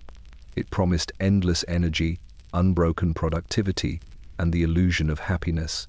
It was the chemistry of optimism, and like all American miracles, it thrived on reinvention. When newspapers began warning of the dangers of habit-forming tonics, manufacturers simply rebranded. Coca extract became erythroxylum essence, stimulant compounds, or aromatic restoratives. Even as regulations grew tighter, new products emerged to replace the old. The government could outlaw the name, but not the desire. Doctors began to sound alarms. Medical journals printed case studies of nervous collapse caused by overuse of cocaine tonics. The symptoms were familiar: tremors, paranoia, heart failure, but their warnings were drowned out by the music of commerce, brass bands at expositions, banners fluttering with slogans like "Modern science bottled for you." In rural towns, traveling salesmen peddled bottles from wagons, wearing top hats and smiles too wide. They spoke with the cadence of preachers, invoking both scripture and science. "Why suffer when providence and progress work hand in hand?" they asked. The crowd would cheer, coins would clink, and the wagon would roll on, leaving behind empty bottles and sleepless hearts. The age of faith in the apothecary had given way to faith in the marketplace. Cocaine was no longer medicine, it was an idea that every ache, every sorrow, every human flaw could be corrected with chemistry. In a country built on the pursuit of happiness, no one noticed how quickly that pursuit was becoming dependence. The cure-all had begun to cure nothing at all. By the middle of the 1910s, the age of tonics had begun to tremble under its own brilliance. The smiles on the advertisements no longer convinced. The bright bottles behind the pharmacy counters had begun to feel suspiciously heavy. Everywhere, the same realization was spreading: the miracle had gotten out of hand. Doctors whispered of broken nerves and sleeplessness. Police reports filled with stories of crimes committed in manic frenzy. Parents began finding the telltale vials in their children's drawers. The dream of progress was turning into an epidemic. It started quietly, as all reckonings do. The medical journals shifted their tone from praise to concern. Where once they had written of invigoration and mental clarity, they now printed phrases like habitual use, psychosis, and cerebral exhaustion. In Washington and London, committees were formed to discuss the cocaine problem. The men around the tables wore spectacles and conviction, though few had ever seen an addict up close. They were trying to legislate a ghost, something invisible, yet everywhere. In 1906, the Pure Food and Drug Act had demanded honesty on labels. For the first time, the word cocaine appeared in fine print on bottles that once promised happiness. The labels frightened no one. The customers kept buying, but the idea that the government could tell citizens what was inside their pleasures planted a seed. 8 years later, that seed would bloom into the Harrison Narcotics Tax Act of 1914, the first true attempt to control addiction through law. The act was written in the language of taxation, not morality. It did not outlaw cocaine outright. It simply required anyone who sold or prescribed it to register and pay a tax. But behind the bureaucracy was something far more profound, a moral shift. What had once been chemistry was now a question of sin. The law was beginning to speak in the voice of the pulpit. Doctors were suddenly wary. Pharmacies locked their drawers. Shipments of coca leaves were halted at the docks. A quiet panic rippled through hospitals and households alike. Patients who had relied on their daily tonic found themselves cut off overnight. Many turned to the streets, where bootleg powders of uncertain origin began to circulate, rough, impure, dangerous. Regulation had not erased addiction. It had simply driven it underground. And yet, politicians congratulated themselves. The newspapers hailed the act as a victory for decency. America defends itself against the white plague. One headline read, as if the nation had cured itself with signatures and seals. In the months that followed, the medical establishment moved on, washing its hands of the mess it had made. The scientists who once sold miracles now spoke only of restraint, but in the back alleys of the cities, the true consequence was unfolding. The addicts still trembled. The smugglers adapted. The powder changed hands in whispers instead of prescriptions. The law had awakened, but it had awakened too late, and not entirely on the right side. When the laws came, they did not end the habit, they transformed it into a moral panic. The newspapers that had once praised invigorating tonics now thundered about vice and corruption. Cocaine was no longer the miracle of science, but the symbol of moral decay. Politicians called it the devil's powder. Preachers filled pulpits with warnings about sin disguised as medicine. The same society that had built its fortunes on chemistry now turned to purity crusades, eager to cleanse itself of guilt. In America, the temperance movement was already in full roar. Its language, clean living, moral discipline, salvation through abstinence, merged easily with the new crusade against drugs. Cocaine became the perfect enemy, invisible, seductive, foreign. The press framed it as an outsider's poison, infecting the heart of civilization. Cocaine fiends, they wrote, threaten our women, our soldiers, our very race. The hysteria was a mirror one that reflected the fears of a nation built on speed, ambition, and exhaustion. The churches followed. Sermons painted lurid pictures of souls destroyed by temptation, of once pure citizens dragged into darkness by powders sold in alleyways. Congregations gasped, clutched their hymnals tighter, and gave money to moral reform societies. In the cities, banners appeared above church doors, "Fight the sin of the century." But the war against sin was selective. The wealthy, who had quietly indulged in their imported tonics, vanished from the conversation. The victims now were the poor factory workers, jazz musicians, sex workers, immigrants. Police raided black neighborhoods and immigrant tenements, dragging out users in front of photographers. The newspapers published their faces beneath headlines like, "The Dope Menace." The sin had a color now, and a class. Behind the moral theater, the machinery of addiction continued to turn. Bootleggers learned to cut cocaine with flour, chalk, and quinine, multiplying their profits at the expense of their customers' lives. The same authorities who preached purity quietly took bribes to look the other way. Doctors, fearing prosecution, refused to treat those already dependent. People who had once walked proudly into pharmacies now hid in alleys, trembling for what had once been sold to them legally over the counter. The contradiction was staggering. The nation that worshipped energy and success now condemned the very substance that had fueled its ascent. The sin of the century wasn't cocaine itself, it was the refusal to admit how deeply it had been woven into the fabric of progress. By the 1920s, the moral crusade had hardened into policy. The addict was now the criminal. The laboratory had become the battlefield. The scientists who had once written hymns to cocaine's brilliance were silent, their discoveries sealed behind new laws and locked cabinets. But the silence was temporary. In hidden nightclubs and speakeasies, the powder still glittered beneath dim light.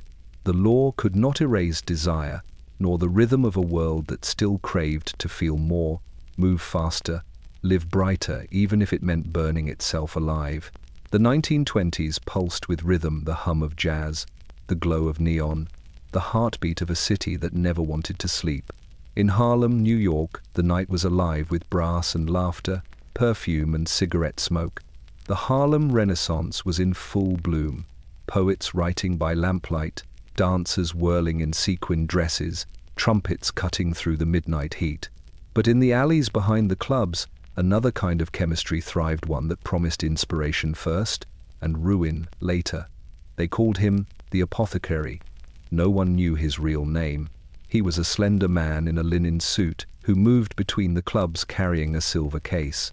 Inside were small glass vials filled with white powder, each one labeled in neat handwriting: clarity, courage, flight. He sold them with the discretion of a doctor and the charm of a poet.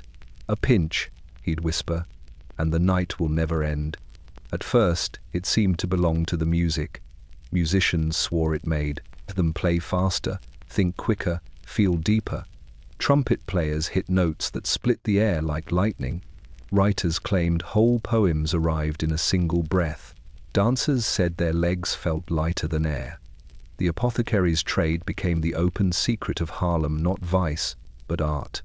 Cocaine had found a new disguise, not as medicine, not as madness, but as muse. The same powder that once silenced pain now ignited brilliance. Jazz thrived on its pulse, that feverish rhythm that blurred fatigue into genius. Yet beneath the applause, something darker gathered. The musicians began to tremble after their sets, unable to rest. Poets who wrote until dawn found themselves staring at blank pages come morning, their minds racing but empty. The apothecary never ran out of customers. He only ran out of friends. Outside Harlem, the rest of America watched with fascination and fear. The white newspapers wrote about the cocaine-crazed jazz menace, twisting art into threat. They painted the Renaissance not as a rebirth but as corruption, the drug blamed for every new sound, every broken boundary. The hysteria that once haunted laboratories now haunted dance halls. Still, the music refused to die.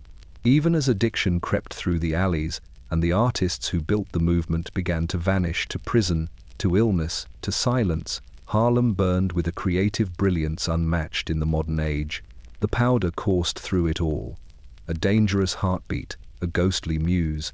By the end of the decade, prohibition had outlawed alcohol, and cocaine had long been banished to the shadows. But in those secret rooms above Lenox Avenue, as horns wailed and laughter spilled into the night, the apothecary's glass vials kept the city awake. Cocaine had become more than a drug.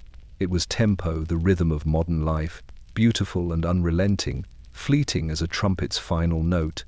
And when the music stopped, silence fell like ash. When the 1920s rolled into California, the light itself seemed touched by gold. The film studios of Hollywood were still half-mirage, vast warehouses of illusion rising from orange groves and dust. Inside, the cameras turned, capturing stories larger than life, love, glamour, triumph. But behind the makeup mirrors and velvet curtains, another story was unfolding, one not meant for the screen. The same white powder that had coursed through the jazz clubs of Harlem had found its way west, into the lungs and veins of dreamers who lived on film and fever. The studios worked at an impossible pace. Actors rose before dawn, rehearsed until midnight, and shot scene after scene under the blinding glare of carbon arc lights. The directors demanded perfection, smiles that never faltered, eyes that never dulled. Fatigue was not an option. A few medical assistants knew just the cure, a pinch of the modern miracle that banished tiredness and sharpened the eyes. Cocaine was passed like perfume, discreetly, elegantly, efficiently. In dressing rooms, actresses powdered their noses, then another part of their faces entirely. Just a touch, they told themselves, to stay awake, to stay thin, to stay perfect. It was the drug of endurance, and it fit the fantasy of Hollywood perfectly. Energy without consequence, beauty without age, joy without end. The producers called it the little helper. The gossip columns called it nothing at all. But perfection has a cost. By the late 1920s, the first stars began to flicker. Silent film darlings vanished between pictures, their names whispered in scandal, nervous breakdown, fatigue, European retreat. The truth was uglier. Some overdosed quietly in hotel rooms, others wandered from studio to sanitarium, unable to sleep or eat without the very drug that was destroying them. The glitter on the screen began to look eerily like the powder on their tables. The studios buried the stories as fast as they appeared. Public relations men edited lives as ruthlessly as films, turning tragedy into publicity, addiction into mystery. Exhaustion, they called it, or melancholia. The cameras rolled on, and the illusion remained intact. America's dream factory producing both myths and ghosts. Doctors in Los Angeles hospitals began to recognize the pattern. Thin, restless patients with dilated pupils and trembling hands. They wrote quiet warnings in medical journals, but no one wanted to hear. The city was too busy shining. Hollywood had built its empire on the promise of eternal youth, and cocaine made that lie feel true for a little while. As the Great Depression loomed, the old magic began to fade. The silent stars gave way to talkies, the lights dimmed, and the laughter on the sets sounded strained. Cocaine slipped back into the shadows, its users replaced by new faces, new illusions. But the powder never truly left. It lingered in the fiver, dressing rooms, and the bloodstream of the dream itself. Hollywood had learned the same lesson as medicine, as art, as empire. Nothing is more dangerous than the belief that beauty can outpace time. By the early 1930s, cocaine had retreated from the headlines and advertisements, but it had not disappeared. It had gone underground, into the quiet hallways of hospitals and the back rooms of private clinics. The same men who had once celebrated it as the jewel of science now spoke of it only in whispers. For every public denunciation, there were still surgeons, dentists, and psychiatrists who could not let it go. They called it a professional necessity. They called it just a trace. And then they called for it again. One such man was Dr.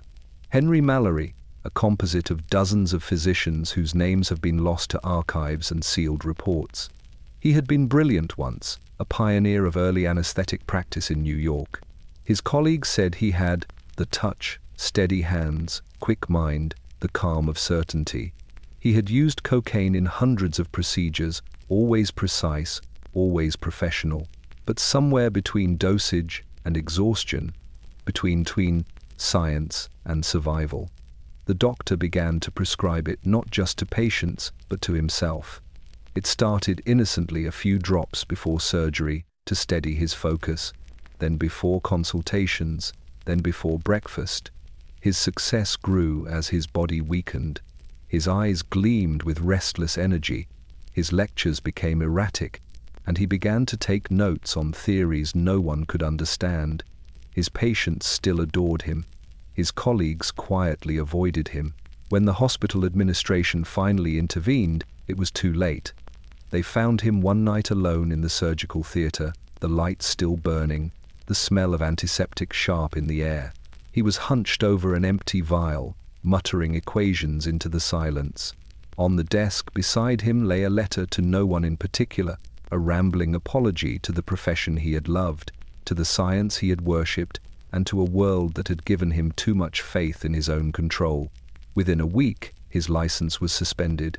His name was never printed in the papers. The institution could not afford another scandal. The files were quietly sealed, the story erased from medical journals. He simply vanished.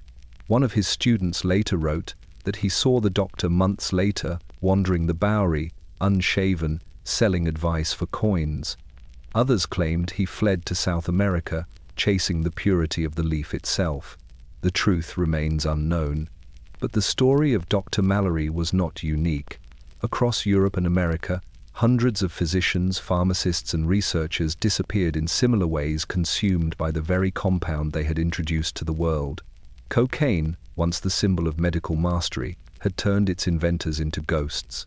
By the time the decade closed, a new generation of doctors had learned to speak of it only in past tense, as a cautionary tale, a professional sin.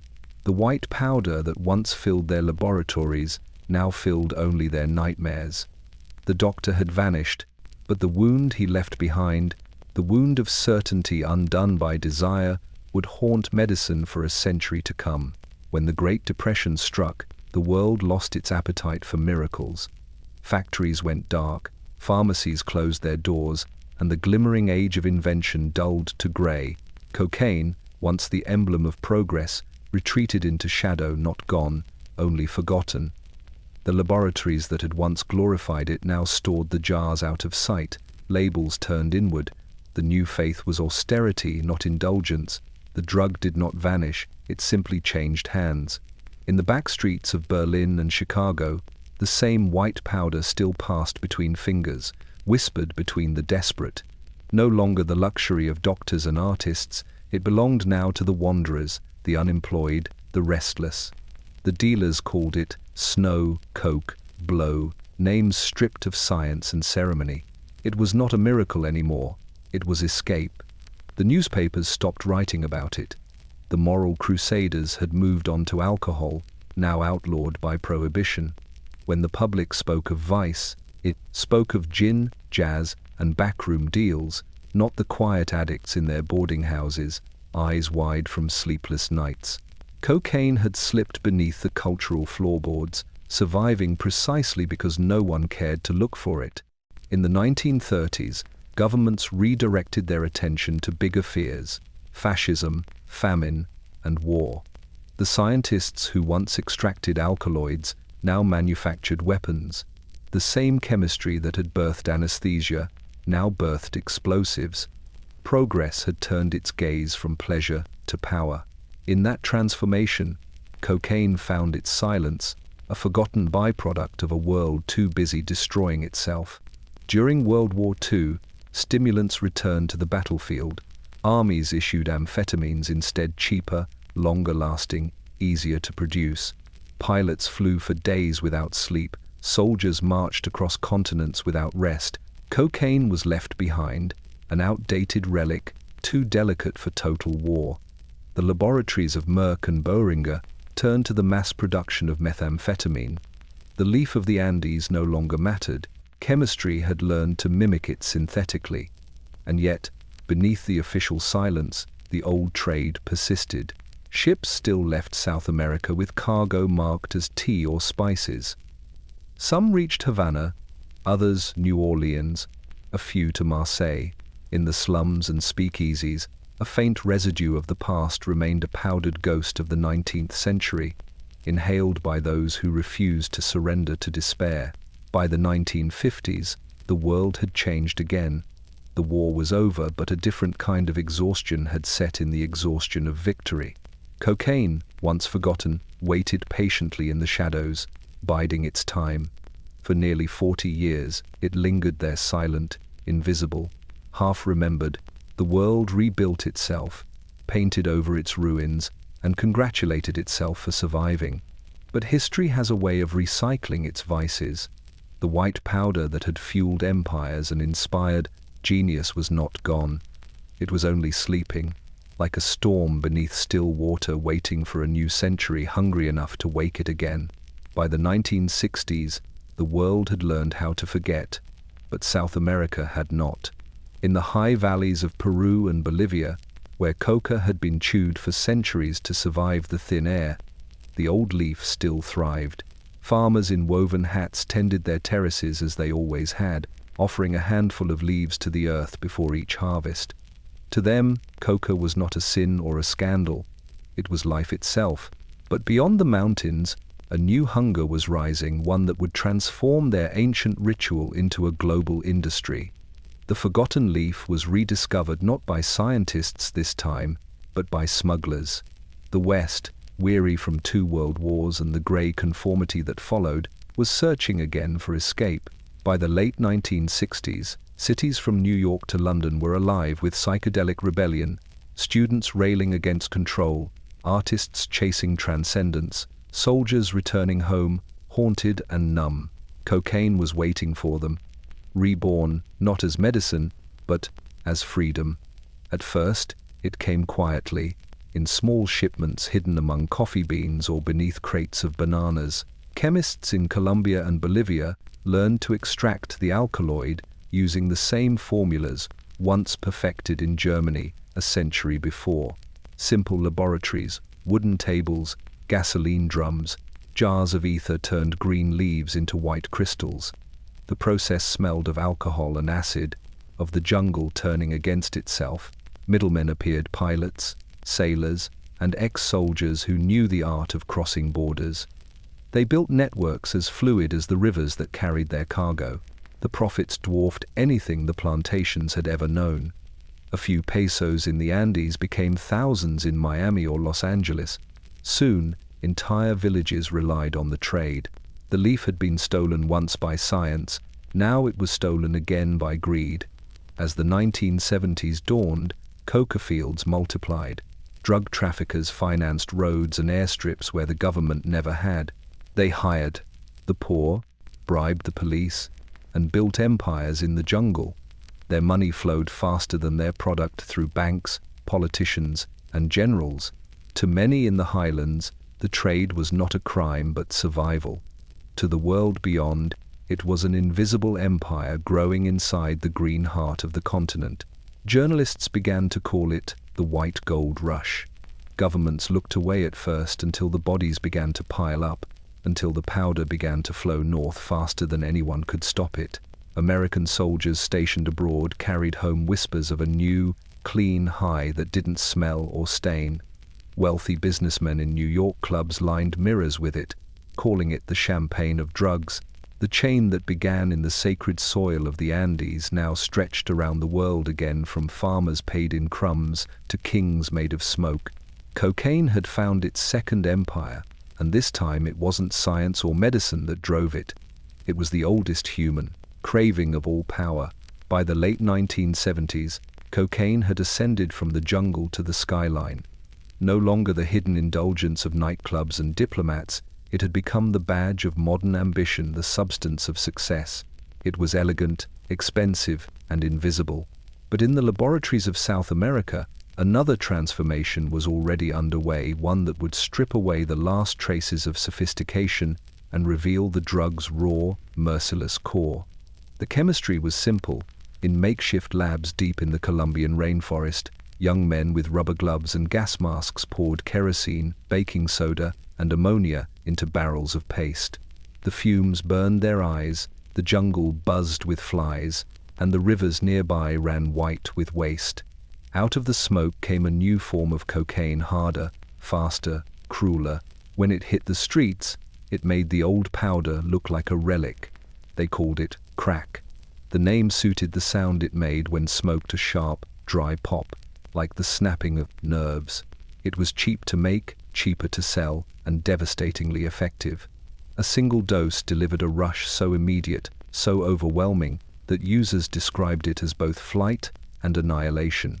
The euphoria lasted minutes, the craving forever. Dealers recognized its potential faster than governments could react. In the barrios of Bogotá and the neighborhoods of Miami, the new form of cocaine became currency. It democratized addiction. What had once been the vice of millionaires was now available for pocket change. The drug's glamour turned feral. Gold watches and velvet lounges gave way to flickering lighters in dark alleys, to the hiss of glass pipes and the sound of hearts collapsing. The transformation wasn't only chemical, it was cultural. The cocaine of the rich was about confidence, control, and power. Crack erased all of that. It was chaos in crystalline form. Entire neighborhoods fell into its rhythm, a pattern of highs and crashes that rewrote the pulse of the crazy streets. Children watched their parents vanish behind smoke.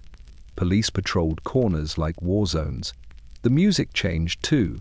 Hip-hop, newly born in the Bronx, began to echo the violence and hunger of the crack age.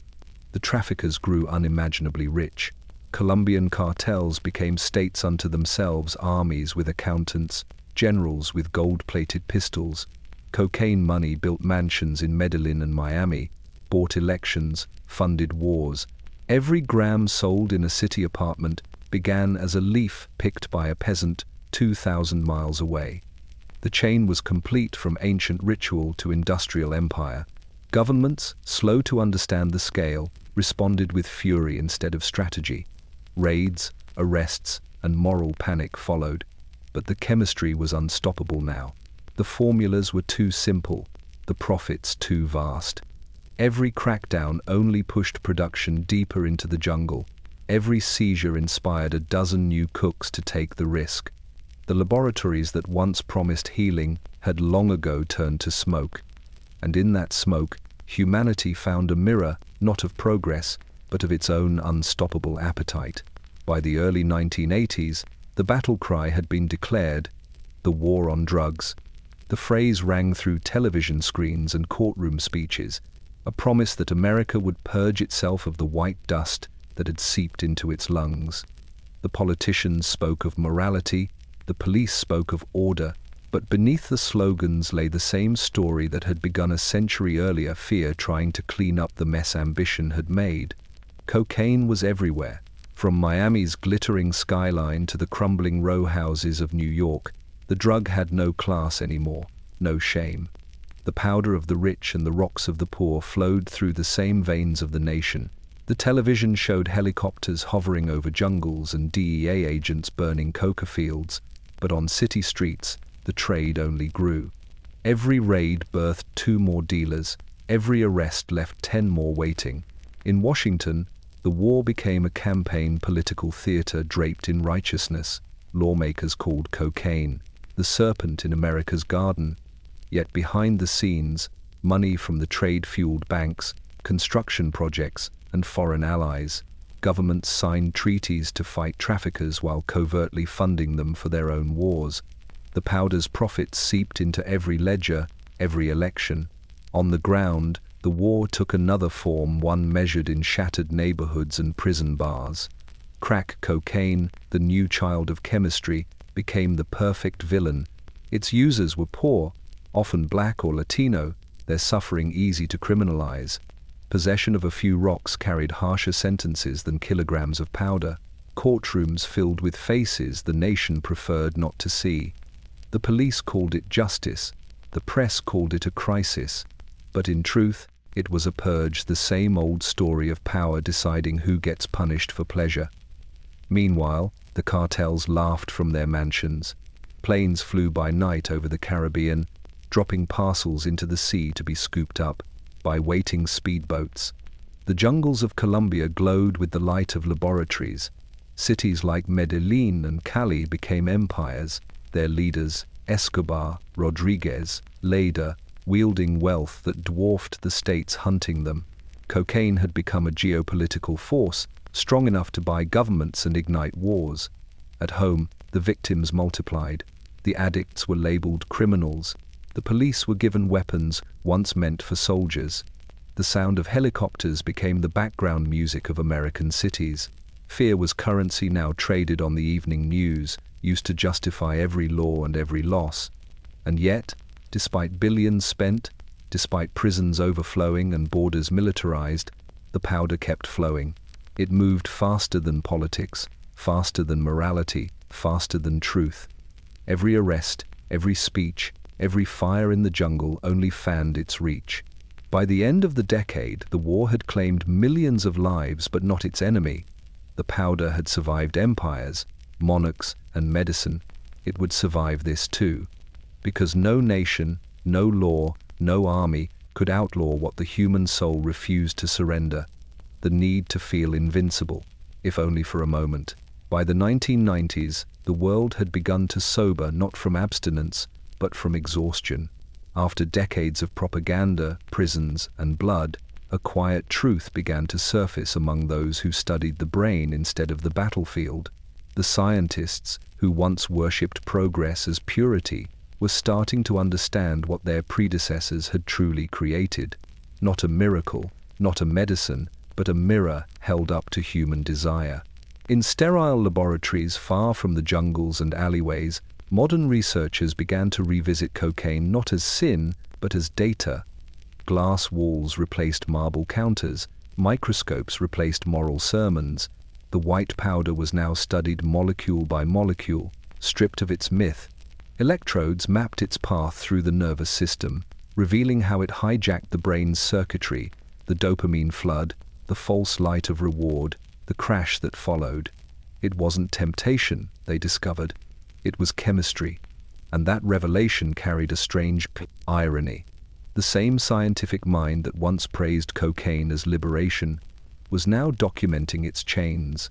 Brain scans glowed with proof of what poets and prisoners had always known. Pleasure is not freedom, it is captivity dressed in euphoria. The very circuits that made humans capable of love, ambition, and wonder were the same ones that cocaine exploited. The drug did not create hunger, it revealed it. In universities and conferences, neuroscientists spoke in cautious tones, aware of the weight of history pressing on their shoulders. Some called it atonement, others simply called it truth. Papers were published tracing cocaine's path from sacred leaf to global crisis, a century-long case study in the arrogance of progress. The researchers spoke of reward pathways, synaptic reuptake, and dopaminergic dysregulation. But beneath the technical language, there was something almost confessional. Meanwhile, pharmaceutical companies, those same heirs to the apothecaries of the 19th century, took note. They began developing drugs to mimic cocaine's alertness without its addiction, to quiet cravings without admitting where those cravings came from. The cycle continued, polished with modern ethics and market-tested humility. The war on drugs had simply shifted battlegrounds from the streets to the bloodstream. from punishment to prescription. Yet among the scientists themselves, a humbler philosophy began to emerge. Some argued that addiction was not moral failure or chemical possession, but a kind of memory, the brain remembering too vividly what pleasure once felt like. Recovery, then, was not about punishment or replacement, but relearning how to live without the illusion of control. Still, for every breakthrough, there was unease. The more they understood about the brain, the less they could separate knowledge from complicity. Every image of a synapse lighting up on a monitor was also an echo of a long-ago chemist in a candlelit lab, tasting powder on his tongue. Science had finally learned what faith had always feared. There are discoveries so perfect in design that they reflect us completely, and when we stare too long into that reflection, we begin to see not progress, but ourselves trembling, euphoric, and unwilling to let go. In the new century, addiction was no longer spoken of in whispers, it was studied in pixels. The laboratories glowed blue from computer screens, and the brain, once a mystery, now appeared as a living constellation of light. Electrodes traced its storms, scanners captured its secrets. The same organ that had invented cocaine was now being dissected to understand why it could not resist it. Inside a research hospital in California, a patient lay motionless inside an MRI machine. The doctors fed tiny doses of cocaine through an IV while watching his brain flare like fireworks. Every burst of dopamine lit up the monitor in reds and golds, like cities seen from orbit. "There," one neuroscientist murmured, pointing to a cluster of light deep in the midbrain, the nucleus accumbens, the seat of reward. That's the moment he feels alive. Then, as the rush faded, the lights dimmed, leaving only the hollow calm of withdrawal.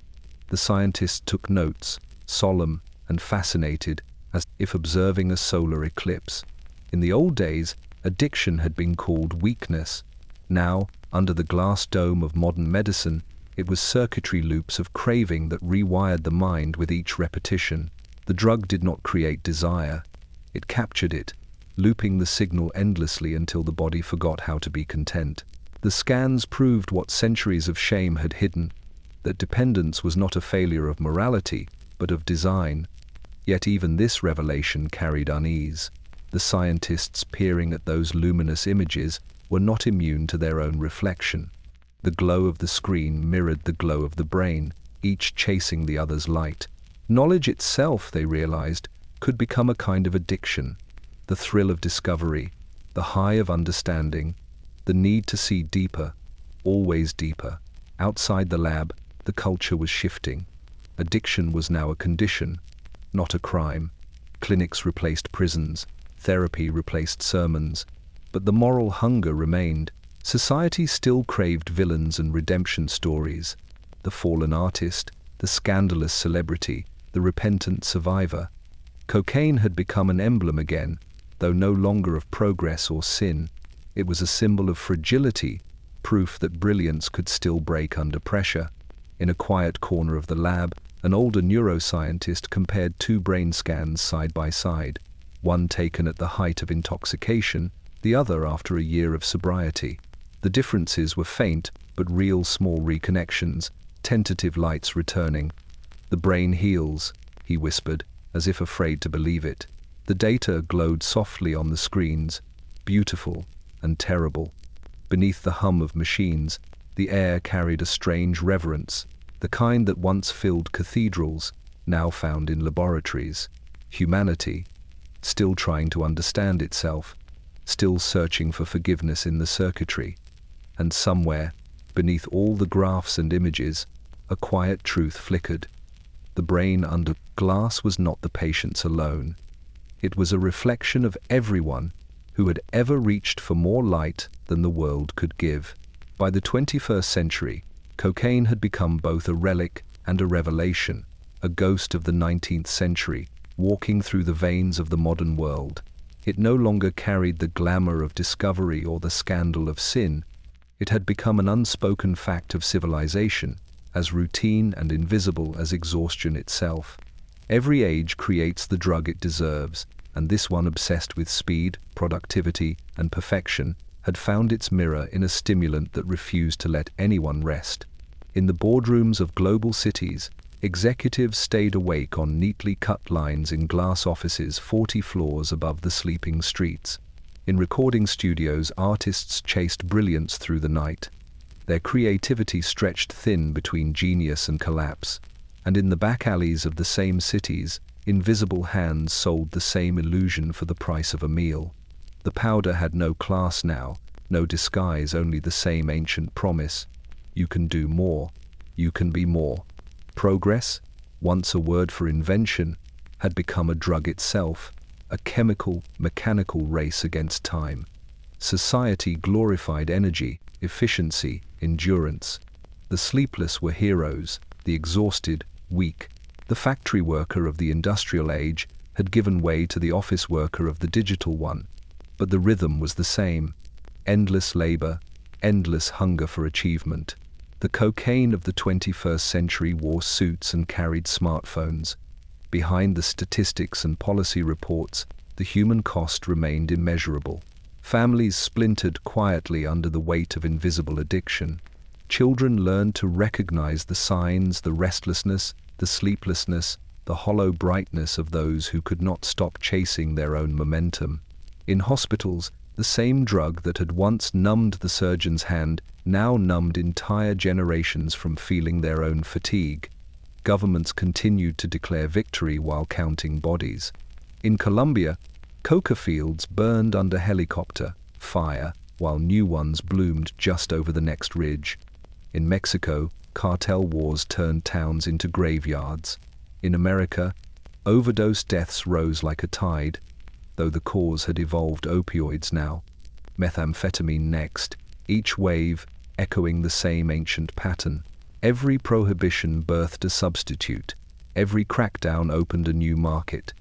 The chemistry of demand was eternal. Meanwhile, the corporations that once profited from painkillers began to rebrand themselves as champions of rehabilitation, offering new pills to cure old dependencies. The circle of progress closed neatly upon itself. Addiction had become another economy. Yet, in quiet moments, some still remembered the beginning. A single leaf chewed on a mountain path to calm hunger and cold. The simplicity of that act stood in cruel contrast to the labyrinth that followed. Centuries of laboratories, laws, wars, and waste, all born from the same human wish to feel less of the world's weight. Progress had delivered comfort, power, and precision, but it had also delivered its reflection: anxiety, isolation, and the relentless need to escape the very lives it created. And so, in the flicker of city lights and the glow of computer screens, the cycle continued. The modern world, inhaling its own invention, exhaling denial, and calling it success. High in the Andes, the wind still moves the same way it did before the first ship left for Europe, before the laboratories, before the wars. It slides through the terraces like breath through a flute, cool and thin, carrying the scent of soil and rain. The coca leaf still grows there, green, delicate, steady, tended by hands that have never forgotten what it truly means. For the Quechua and Aymara people, it was never a drug. It was medicine, ritual, prayer. It was the bridge between the body and the mountain. After centuries of condemnation, something remarkable began to happen. The leaf returned to respectability, not in laboratories or governments, but in the mouths of the people who had kept it alive through conquest, colonization, and criminalization. Anthropologists came to study the tradition. Activists came to listen. Even the United Nations, once quick to label coca as contraband, faced pressure to recognize that the plant itself was not the crime, only what the world had done to it. In the 2000s, Bolivian President Evo Morales, a former coca farmer himself, stood before the UN General Assembly, holding a small green leaf between his fingers. "This is not cocaine," he said simply. "This is our culture." His words carried the weight of 500 years of misunderstanding. For the first time in centuries, the people who had been blamed for the world's addiction were speaking for themselves. In villages from Cusco to Cochabamba, the harvest continues. Women spread the leaves on woven cloths beneath the sun. their edges curling like pages from an old story. Children still carry small pouches tied to their belts, offering the leaves to travelers as a sign of welcome. Miners still chew them before descending into the earth. Farmers still share them during long journeys into the highlands. The leaf has outlived empires, outlasted prohibition, and outshone the powder that once claimed to replace it. And yet, the shadow remains.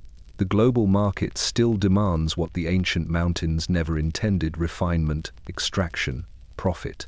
For every coca field blessed by elders, there are others guarded by men with rifles. The same plant still feeds two worlds, one of reverence, one of ruin. But the people of the Andes are no longer silent. Universities in Lima and La Paz now study coca's true chemical complexity, its vitamins, its medicinal potential, its cultural heritage. Herbalists brew it into teas for altitude sickness and digestion. Tourists sip it in mountain cafes, unaware that the leaf they hold is older than the cities they flew from. At dawn, in a small Bolivian village, an old woman kneels and scatters a handful of leaves into the wind. They flutter and spin, catching the light like tiny emeralds. Each leaf is a prayer, a memory, a refusal. The world may have forgotten where it began, but the mountain never did. The leaf endures, whispering to the wind, "I was never your sin, you were mine."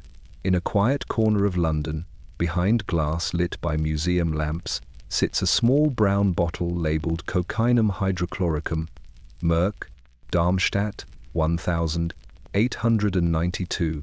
The glass is clouded, the label faded, but the powder inside still gleams faintly, as if it remembers the light of a different century. Around it, the room hums softly with the past jars of opium tincture, tins of arsenic wafers, phials of morphine sulfate, the relics of an age when science believed itself incorruptible.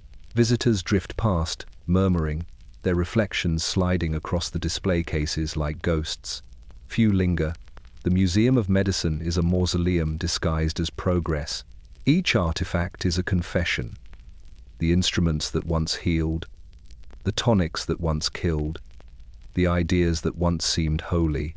The curators speak of context, the Victorian fascination with vitality, the rise of chemistry, the optimism of the industrial age.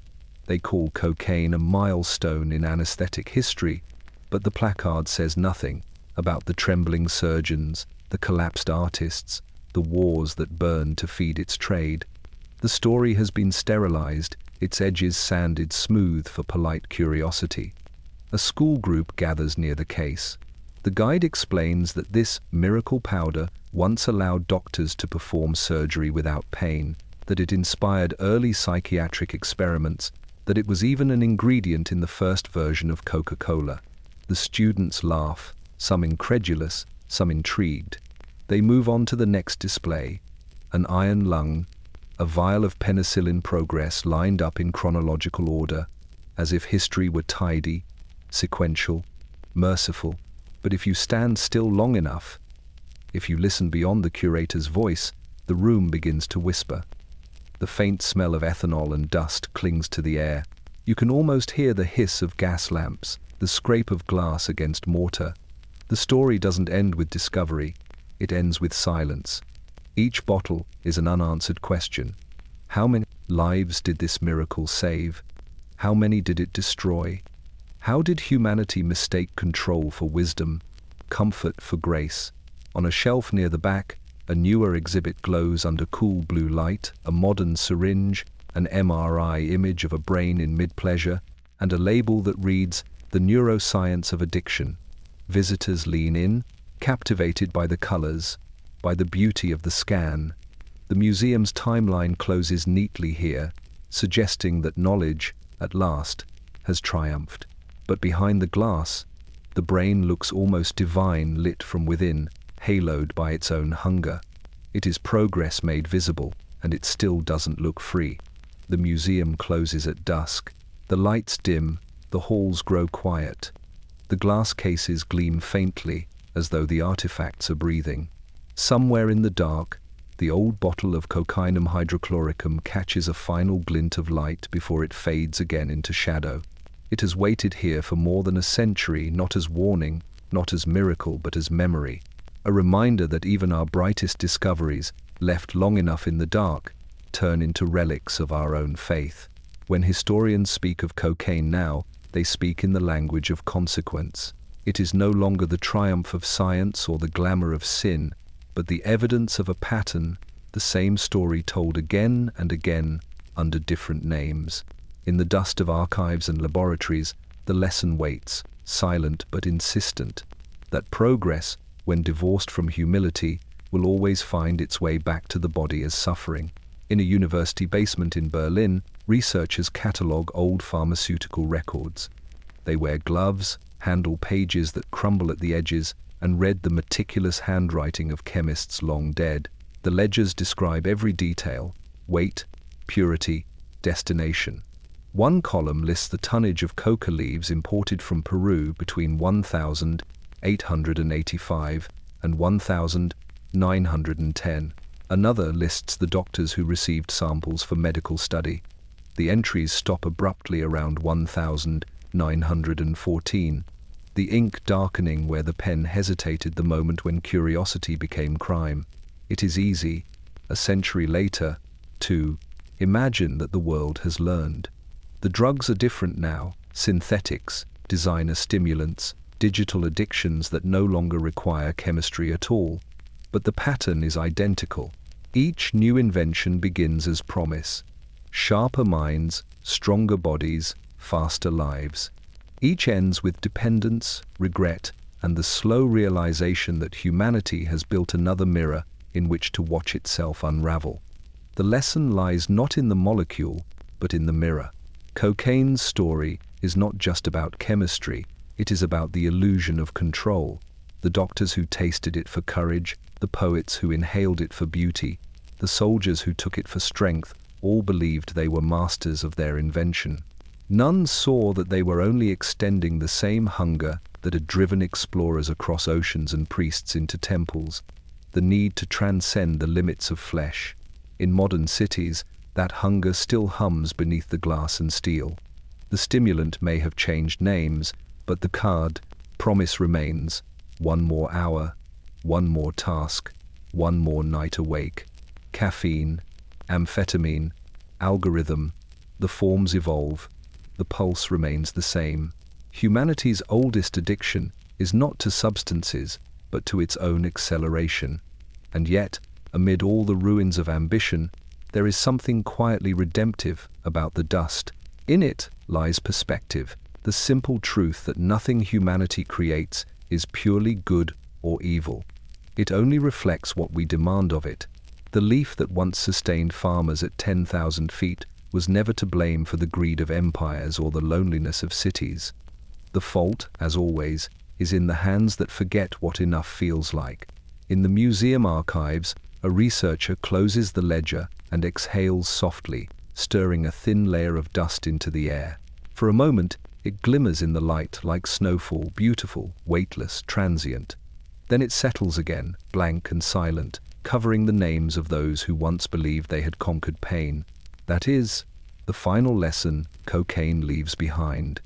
That every age of progress ends the same way, not in brilliance or apocalypse, but in dust. It lingers still, in the bloodstream of the world, in the whispers of cities that never sleep, in the quiet ache of the human need to feel more than flesh allows cocaine endures, not as miracle, not as monster, but as mirror, a reflection of what progress has always been. A bargain struck between brilliance and blindness, between what we can make and what we cannot master. From the mountains of Bolivia to the streets of London, from laboratories to nightclubs, the white shadow passes quietly through hands and history. It no longer shocks, it simply exists, a residue of centuries. Cartels rise and fall. Governments burn fields, make speeches, build prisons. Still, the powder finds a way, not because it is powerful, but because it is desired. And desire, as the last century proved beyond doubt, is the only force stronger than control. In the highlands, the leaf still grows. Children carry it to markets in baskets woven by their grandmothers, just as they did before the conquistadors came. It is chewed by miners before dawn, brewed by elders for travelers fighting altitude, placed on graves as offering. The plant remains pure, it is humanity that changed. Every generation extracts from it something different: faith, profit, euphoria, despair. Each insists it has finally understood the leaf's secret, and each is wrong. The truth is simpler. The leaf never lied. In the laboratories of the new century, researchers study cocaine not to celebrate it, but to contain it. They map its molecular fingerprints, seeking vaccines, inhibitors, and cures. They can stop its effects for a time, but not its idea. The idea that pain can be erased, that joy can be engineered, that the mind can outpace mortality is eternal. Cocaine was only the first draft of that dream. The digital world has inherited its rhythm. Fast, dazzling, insatiable. The white shadow has become code. Caffeine, endless scrolling, the need to be awake when everything in nature sleeps. And, yet, humanity keeps walking forward. There is grace in that persistence, even in its folly. The addicts who recover, the scientists who repent, the cultures that reclaim what was stolen, all testify to something ancient and unkillable: the desire to begin again. In a museum somewhere, the old bottle of cocainum hydrochloricum still sits behind glass, its powder settled at the bottom like snow. Tourists pass, unaware that they are looking not at a relic, but at a prophecy fulfilled. For every civilization that rises, there is a substance, a story, a dream that promises to make it eternal, and every time, that dream ends the same way, not with destruction, but with recognition, because progress, for all its brilliance, always casts a shadow, and when the light of reason burns too bright, that shadow turns white. It moves still through laboratories, through lungs, through memory, a whisper, a shimmer, a ghost of sweetness on the tongue. Not gone, never gone, only waiting for the next century to call its name.